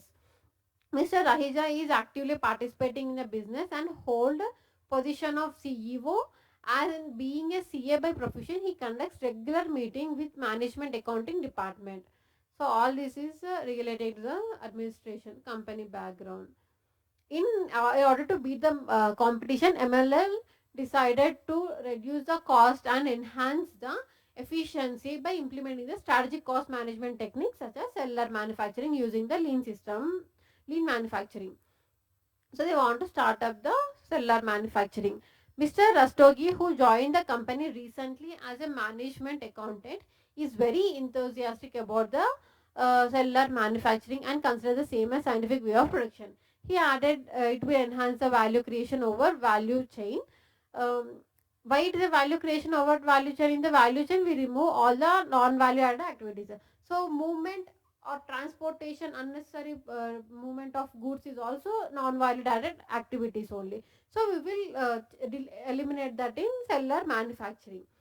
According to him, cellular manufacturing is scientific tool to achieve the process cycle efficiency.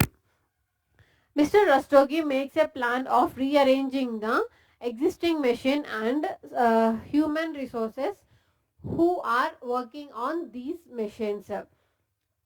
He tenders such plan of implementing cellular manufacturing to Mr. Rahija.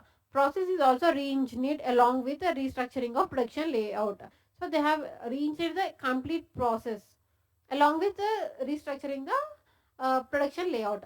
Mr. Rastogi is of belief that with a minimal cost on rearranging the existing resources, processing cycle efficiency can be enhanced. Mr. Rahija is a spectacle in respect of expected benefit. So, in his reply to Mr. Rastogi, agreed to rearrangement of plan, but in phases. So, they don't want to implement in a single attempt. They want to make it in phases. Mr. Rastogi asked to implement his plan to one of the production engineering department, which is tiny in comparison to other three production engineering departments. So as they want to apply in phases, they want to apply it to the small phase in the four. Completely there are four it seems. So in that the small one they want to apply first. Such selected department is contributing around 12% of the total production capacity of MLL. Mr. Rastogi is in his reply also quoted that go green for next phase will be granted only if during the testing phase processing cycle efficiency improved by minimum of 15% in relative terms. So there should be a minimum increase of 50%, it seems. Otherwise they will not go to enhance the, they will not go to implement for other phases. Mr. Rastogi and his team implement the rearrangement plan on such selected department and practice the re-engineering process and rearrangement of machines along with men for 30 days. Okay, the record keeper provides the following PCE data before and after arrangement. So finally they have practiced it for 30 days, it seems, and after that they have given the two data before and after arrangement. We have to find out the processing cycle efficiency using this. So how much should be the minimum growth? 15%. How to calculate that 50%? We will see first. See, presently if it is 10%, we should not add 15 here and we should arrive at 25%. 10% plus 15% of 10% means 10 into 15% will be 1.5 plus original starting 10%. Total it should become to 11.5%. You can calculate as 10 plus 15% in the calculator directly. You will arrive at 11.5%. You should have like this, not like this. This is too much. You can't arrive at in a single step or all that. Calculate like this. Next, we should calculate the processing cycle efficiency for before and after. How do I calculate that? We should calculate by value added activity divided by total time into 100. So what is the value added activity here? Moving is a non-value added. Inspection is a non-value added. Storage is a non-value added. Processing is a value added. So 80 by, what is the total? 70 plus 40 plus 60 plus 80. 250 into 100. So 80 by 250 into 100, 32%. When coming to after, process is 40 divided by total. 25 plus 15 plus 10 plus 40. 25 plus 15 plus 10 plus 40. 90 into 100. So it is 40 by 90 into 100 is 44.44%. How we should find how much increase has happened? We should find out the first difference of the 44.44% minus 32% divide by 32% into 100. So minus 32 by 32 into 100. It is 38.89%. Since there is a huge increase in the process cycle efficiency, so it can be applied to other phases also. Next, 16th question, we will first see what they are asking. Discuss the concern expressed by Mr. Vishra over the utility of cellular manufacturing. So we should read the question for to answer this. Explain the utility of at least 3 machine cells which can be used. Cell designs. Okay, actually there are 4 cell designs. I'll explain now. Find out the logical part families and machine groups based on part machine incident matrix to show the machine part grouping using rank order clustering algorithm. So we have to group cells using rank order clustering algorithm. So what machines should be grouped, we will discuss.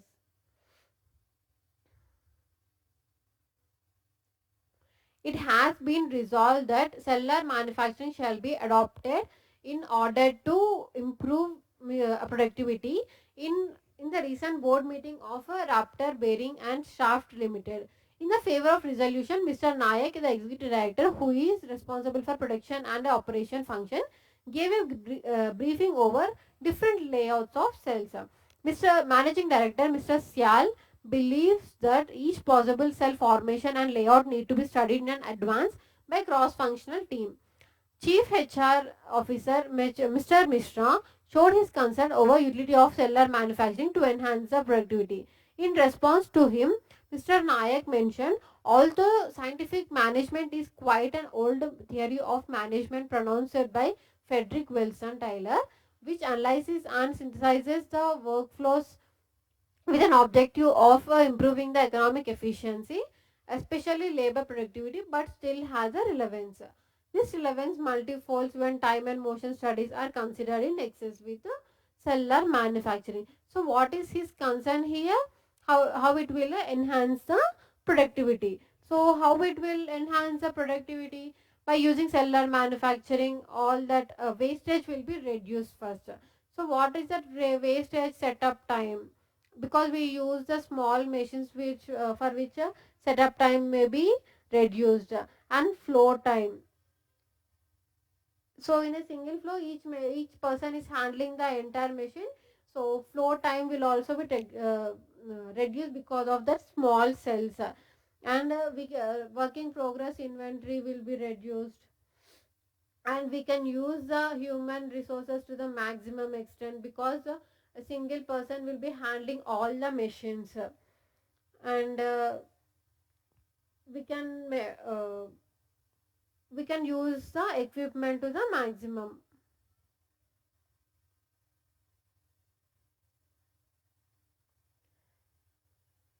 So all these benefits are we will arrive through using the cellular manufacturing system. So it is not any, so it will enhance the productivity. There is no doubt on that. Next, Mr. Nayak constituted a cross-functional team. So I have to explain here the different cell machines. No, there are four types of cell machines. The first one is single machine cell. It consists of one machine plus supporting tool. So with this it will be operated. No, nothing else is required. And the second machine is group machine cell. It may require more than one machine and more than one operator to perform that group machine cells. Third one is semi-integrated. It consists of one machine plus one person to handle that machine. And the last one is fully integrated. It is automated machine. It does not require any human interference to operate such machine. Next, Mr. Nayak constituted a cross-functional team with the term of reference stated in the said board resolution, who are also part of teams such as representative of management accounting division. Team started with the study of different possible layouts. So they are finding different layouts and cell designs while analyzing the production flow. It is observed that 5 different part components P101, P104, P105, P107 and P108 are completely involved in processing at 5 different machines, M2, M7, M13, M13A and M15. So they are using 5 machines and they will produce 5 products using. So we have to arrange that accordingly. Part machine incident matrix for production flow activities for the said production product is given below. So this is the 5 machines and these are the 5 products. We have to create a cell so that some machines will be producing only some products.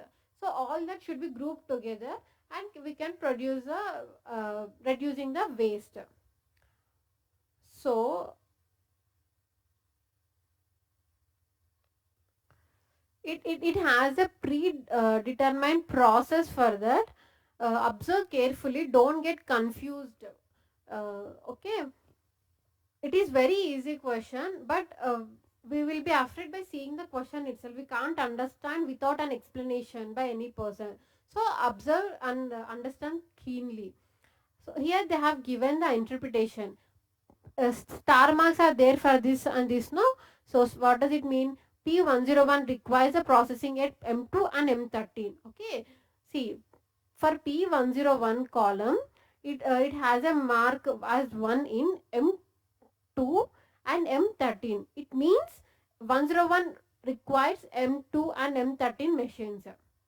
Same way 104 requires M7 and M13A machines. 105 requires only M13A. In the same way, if we see horizontally, M2 will produce only P101. M2 will produce only P101, M7 will produce P104 and P108. M13 will produce P101 and P107. M13A will produce 104 and 105. M15 will produce 107. Like that, here it is given a matrix for which product which machine is used, and for using which machine which products will be produced. So in the first step we should copy the same table exactly. M2, M7, M13, M13A, M15, P101, P102, P104, P105, P107, P108. So P101 we have in M2 and M13. 104 M7 and M13A. Here M13 105 in M13A and M107 in M13 and M15 and M15. 108 in M7. Okay, I have explained about this matrix now. Now see what we should do here.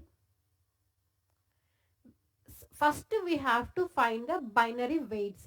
So here we have to find binary weights for products first. How to calculate that binary weights? 2 power n minus 1. We should start with this. What is meant by n here? Number of products. So as we are finding binary weights for products, we should calculate take the n as number of products. If we calculate for machines, take n as a number of machines. So 2 power, what is the n total number of products? 1, 2, 3, 4, 5. 5 minus 1.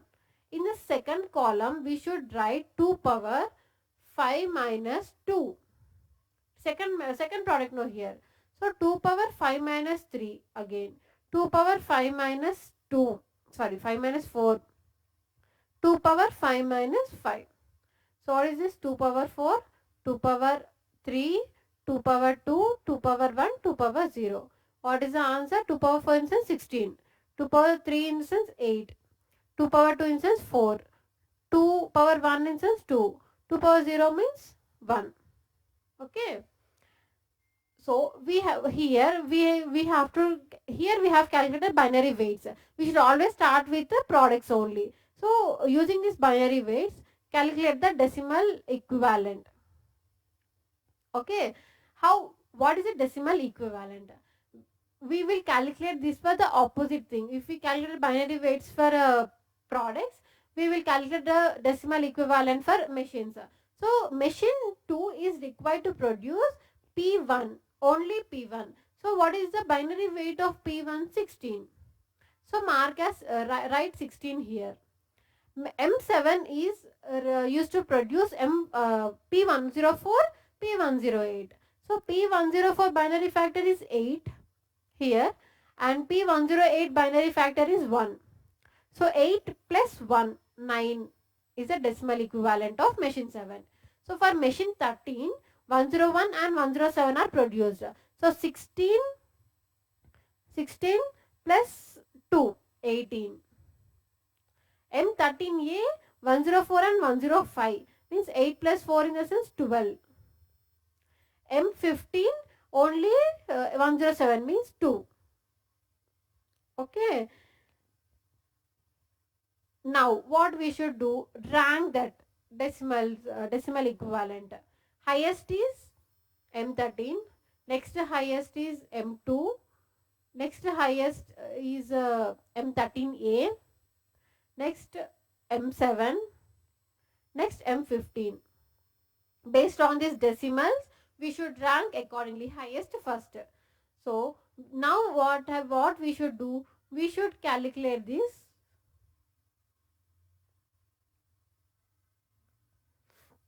We should arrange the machines accordingly based on these decimals we have arrived. So arrange the machines in the ranking order. M13 will be first machine, second M2, next M13A, next M13A, and next M7, next M15, and products in the same order: 101, P104, P105, P107, P108. See, now what we should do? We should again allocate this as it is. No, don't copy paste that one like that. It is wrong. We should carefully examine which machine is used to produce which product and allocate in the same way. Here M13 is used to produce 101 and 107. So 101, 107. Like this we need to plot carefully. Next M2 is used to produce P101 and only 101. M13A, 104 and 105. So 104, 105. Next M7, 104 and 108. 104, 108. Next M15 for 107. Okay, we have plotted that, no? So what we should do now? We should calculate the binary weights for machines now. Previously we have calculated for products. Now calculate the binary weights for machines. 2 power number of machines minus 1. So how many machines? 1, 2, 3, 4, 5. 2 power 5 minus 1. And next 2 power 5 minus 2. 2 power 5 minus 3. 2 power 5 minus 4. 2 power 5 minus 5. So what is the answer? 2 power 4 means 16. 2 power 3 8. 2 power 2 is 4. 2 power 1 is 2. 2 power 0 is 1. Okay. Now decimal equivalent for products. Okay. For P101 we use 13 and 2. Means we have to add the binary weights of 16 plus 8. So 16 plus 8 is 24. Next, for P104, M13A and M7 is used. So 14 plus 2 is 6. For P105 we use M13A. So then it is only 4.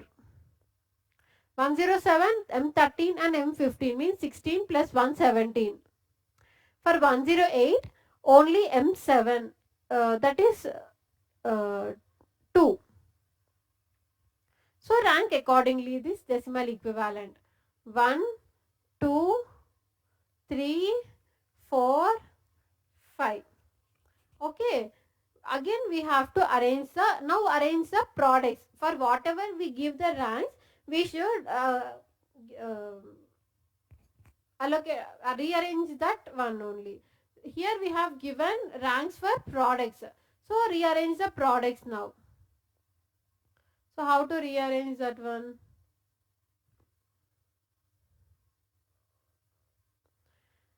First rank is for P101. So plot P101 here. Next rank is for P107. Next is for P104. Next is for fourth rank 105, P105. Next last P108. And mark these machines as it is now. M13, M2, M13A, M7, M15. So carefully plot which machine for which product. M13 for 101 and 107. M2 is for 1. M13A is for 4 and 5. M7 is for 4 and 8. M15 is for 7. Okay. We have to find binary weights again now. Now it is turn of products. So find out the binary weights for products. So 2 power again 5 minus 1 directly I am writing here.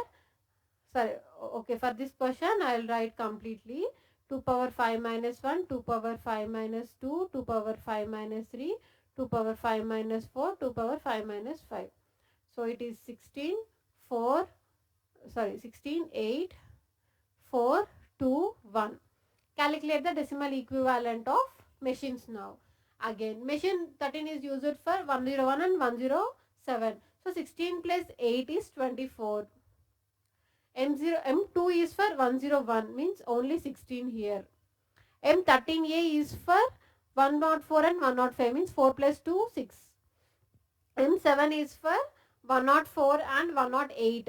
So 4 plus 1 5. M15 is for 107 means 8. So again rank that. How many times we should rank like this? I'll tell. 1, 2, 3, 4, 5. See again it got shuffled no. It does not come in a single series. 1, 2, 3, 4, 5 did not come. It again shuffled. We should do till we get in one series. It might be for products or machines. It does not matter. But the ranking should come in series. Then only we have to stop the process and arrange the cells. So we got another. We have to do another table.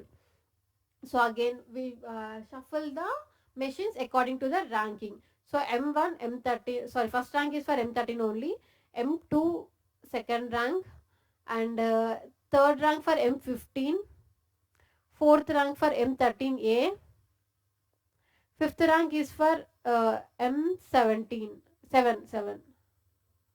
Okay. Now copy the product as it is. 101, P107, P104, P105, P108. Now calculate the, plot the machines accordingly.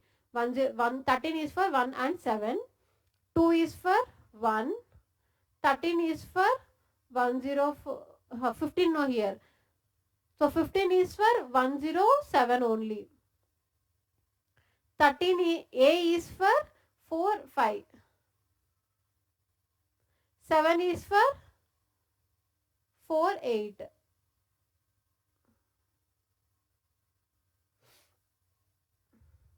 Okay. Now again calculate the binary weights. Previously we have calculated for products, no. Here we have calculated for products. So we have to calculate here for machines. Binary weights. So M30, so 2 power 5 minus 1. We have 5 machines, no total. So 5 minus 1. 2 power 5 minus 2. 2 power 5 minus 3. 2 power 5 minus 4. 2 power 5 minus 5. So 16, 8, 4, 2, 1. Calculate the decimal equivalent. Okay, for 13 and 2, we are using, sorry, for 101 we are using 13 and 2. So 16 plus 8, 24. 101 is 13 and 15. 16 plus 4, 20. 104, 13A and 7 means 2 plus 1, 3. 105 we are using only 13A means 2. 108, sorry, for 108 we are using only machine 7 means 1. Now rank them. 1, 2, 3, 4, 5. We got in a correct order ranking. So this is the final cells to be formed. How to form that? See, machine 13, 2 and 15 is used only for 1 and 7. P101 and 107. So we have to make it a single cell. And 13A and 7 is used for producing 3 products. 104, 105 and 108. We have to make it as a different cell. Okay, in this way we have to arrange the cells so that we can reduce the wastage. So the entire concept cellular manufacturing is to find out the cell designs, how they should arrange. If we arrange machine 13, 2 and 15 in a single cell, we can produce two products required for us, and we can reduce the unnecessary movement of goods. See in the starting how the goods are scattered.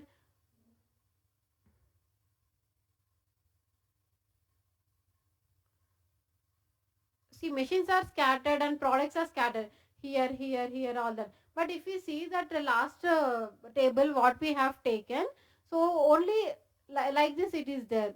Only three machines, two products, and another another three products with two other machines. So using this we can reduce a lot of waste, unnecessary movement of goods. Okay, this is the final answer. And there is same similar question in for same 17th question. So this is the last question. You are newly appointed management consultant with experience in lean system. During the discussion at meeting, managing partner explained the assembly line workflow process at RIO along with the machine part incident matrix. You quoted about your past experience in implementing the cellular manufacturing. Mr. Gupta asks you to find out the appropriate cells using suitable method. Comment on the result if any. Use the rank order searching. Here also they want to find the suitable cell method.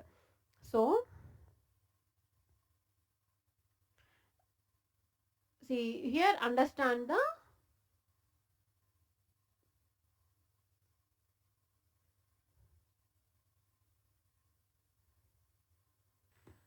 matrix first.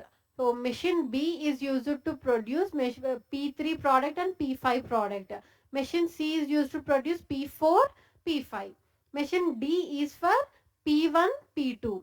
Machine E is for P3 and P5, P6. Machine F is for P1, P2 and P4. See, this is scattered here and there. We have to make it in a single cell. How to make a single cell? In a single cell, what machine should be there? What product should be produced? Okay. First, copy paste the mat. We will take the matrix as it is, and we will find binary weights for products now. First, we have to start with products now. So, binary weights for products. 2 power n minus 1, first column. What is the n here? Number of products. Here there are 6 products. No, 1, 2, 3, 4, 5, 6. So 2 power 6 minus 1. Then 2 power 6 minus 2. 2 power 6 minus 3. 2 power 6 minus 4. 2 power 6 minus 5. 2 power 6 minus 6. So 2 power 5 means 32. 2 power 4 means 16. 2 power 3 means 8. 2 power 2 means 4. 2 power 1 means 2. 2 power 0 means 2 power 0 means 1. Next, find out the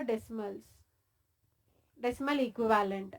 So machine B is used to produce P3 and P5. So 8 plus 2, 10. Machine C is for P4 and P6. P4, P5, P6. Then 4 plus 2 plus 1. So what is that? 7. MD is for P1, P2 only. So 32 plus 16. 48. Machine E for P3, P5, P6. 8 plus 2 plus 1, 11. Machine F for P1, P2 and P4. So 32 plus 16 plus 4 is 52.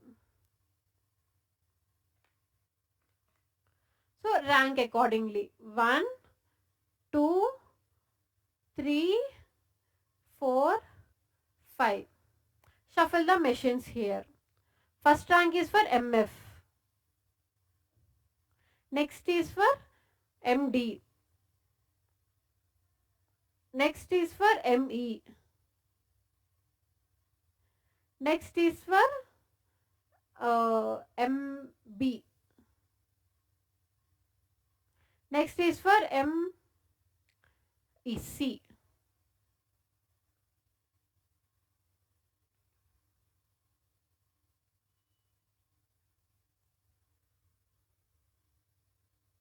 I'll minimize this.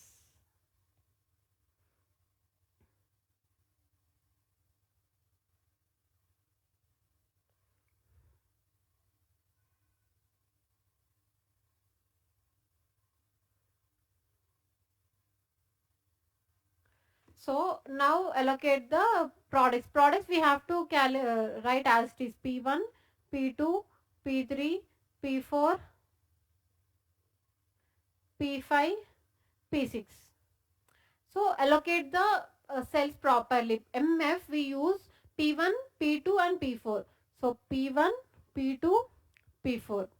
MD P1, P2, P1, P2. ME P3, P5, P6.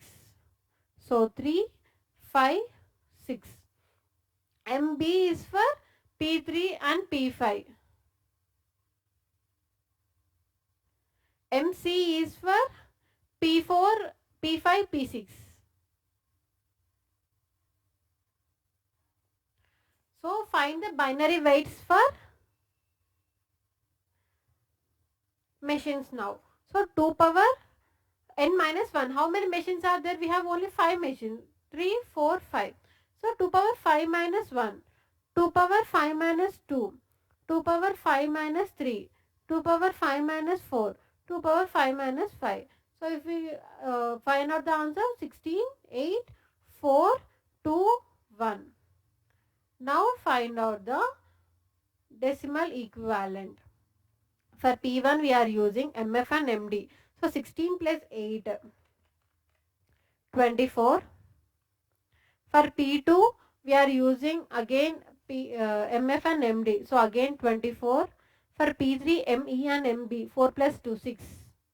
For P4 MF and MC, 16 plus 1, 17.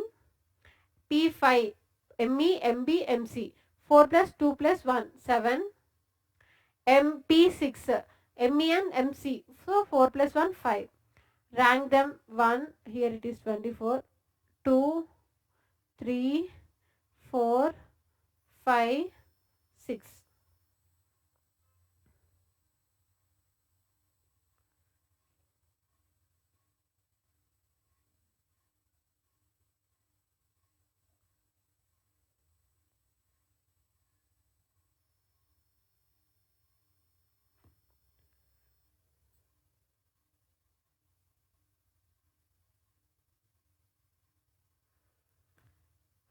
So calculate that, arrange the products now, shuffle the products now, like in the ranking order. So take machines as it is now. MF, MD, ME, MB, MC. Okay. So products, first rank is for P1, second rank is for P2, third rank is for P3, sorry P4, fourth rank is for P5, fifth rank is for P3, sixth rank is for P6. Okay, now calculate the binary weights again for products only. So first plot the cells. PMF means 1 for P1 and P2 and P4, MD P1, P2, ME P3, P5, P6, P3, P5, P6, MB P3 and P5, MC 4, 5, 6. So 4, 5, 6. So binary weights will be same like this. We should allocate like this and we should enter this 32, 16, 8, 4, 2, 1. Now calculate the decimals, decimal equivalent.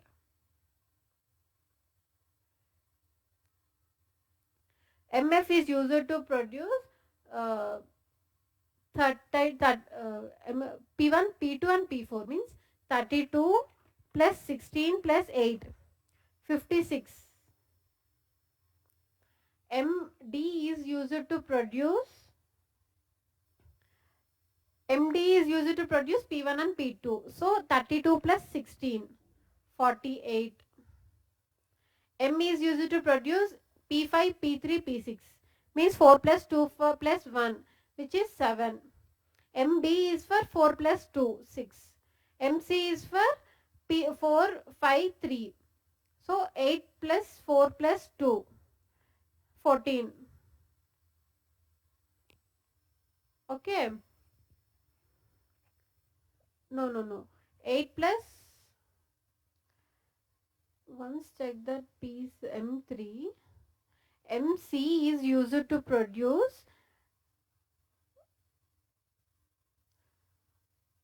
4, 5, P4, P5, P6. MC is used to produce 4, 5, 6. No. Here I have plotted wrongly. 4, 5 and I plotted in P3. It should be in P6. Okay. So 8 plus 4 plus 1, it is 13. Next. Rank accordingly 1, 2, 3, 4, 5. Shuffle the machines. So MF, MD, MC, next ME and MB. Products same. P1, P2, P4, P5, P3, P6.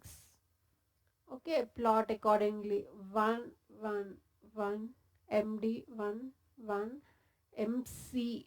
C is for P4, P5, P6. ME is for P5, P3, P6. MB is for 5 and 3. So calculate the binary weights here for machines now. There are only 5 machines. So 2 power, it starts with 2 power 5 minus 1. So it is 16. 2 power 5 minus 2, it is 14. 2 power 5 minus 3, it is, 16. 2 power 5 minus 3, 5 minus 4 is 8. 2 power 5 minus 3 is 4. 2 power 5 minus 4 is 2. 2 power 5 minus 5 is 1. And decimals, decimal equivalent. P1 is for, P1 uses MF and MD. So 6 plus 8, 24. P2 is for 6 plus 8, 24 again. P4 is for 16 plus 4, 20. P5 is for 4, 4 plus 2 plus 1 means 7. P3 2 plus 1 means 3. P6 4 plus 2 6. So 1, 2, 3, 4, 5, 6. Arrange the products now.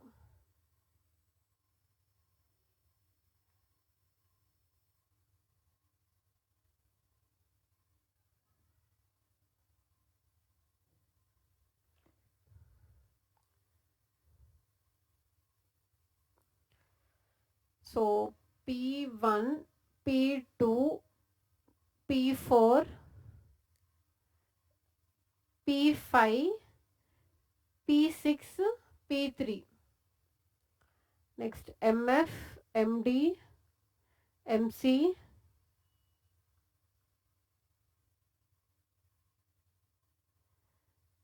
ME, MB.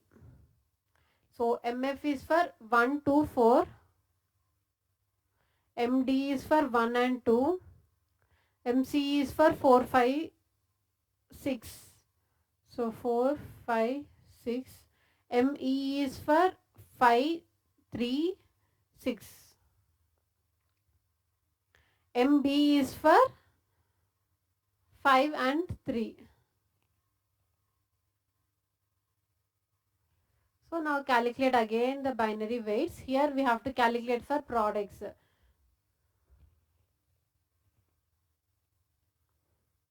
Binary weights. So we have 6 products. So it starts with 2 power 6 minus 1. So from 32, 16, 8, 4, 2, 1. And find out the decimal equivalent. P1 uses MF and MD. So that MF produces P1, P2 and P4. So 32 plus 16 plus 8, 56. MD produces 32, 1 and 2. So 32 plus 16, 48. MC produces 4, 5 and 6. So 8 plus 4 plus 2, 14. ME produces 4 plus 2 plus 1. Sorry, it produces 5, 6, 3. So it is 4 plus 2 plus 1, 7. MB produces 5 and 3. So 4 plus 1 is 5. Now we got in correct order.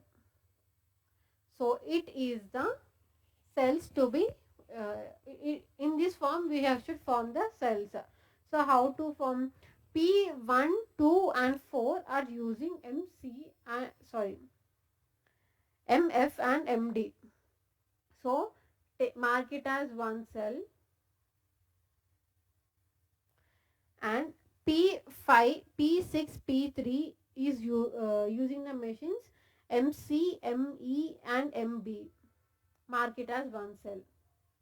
So we have found the cell designs using cellular manufacturing, rank order clustering method. So that's the end of the topic. We have done with all the questions, all the models questions. Okay. For notes, you can watch, you can see the Telegram channel which will be added in the description. Thank you.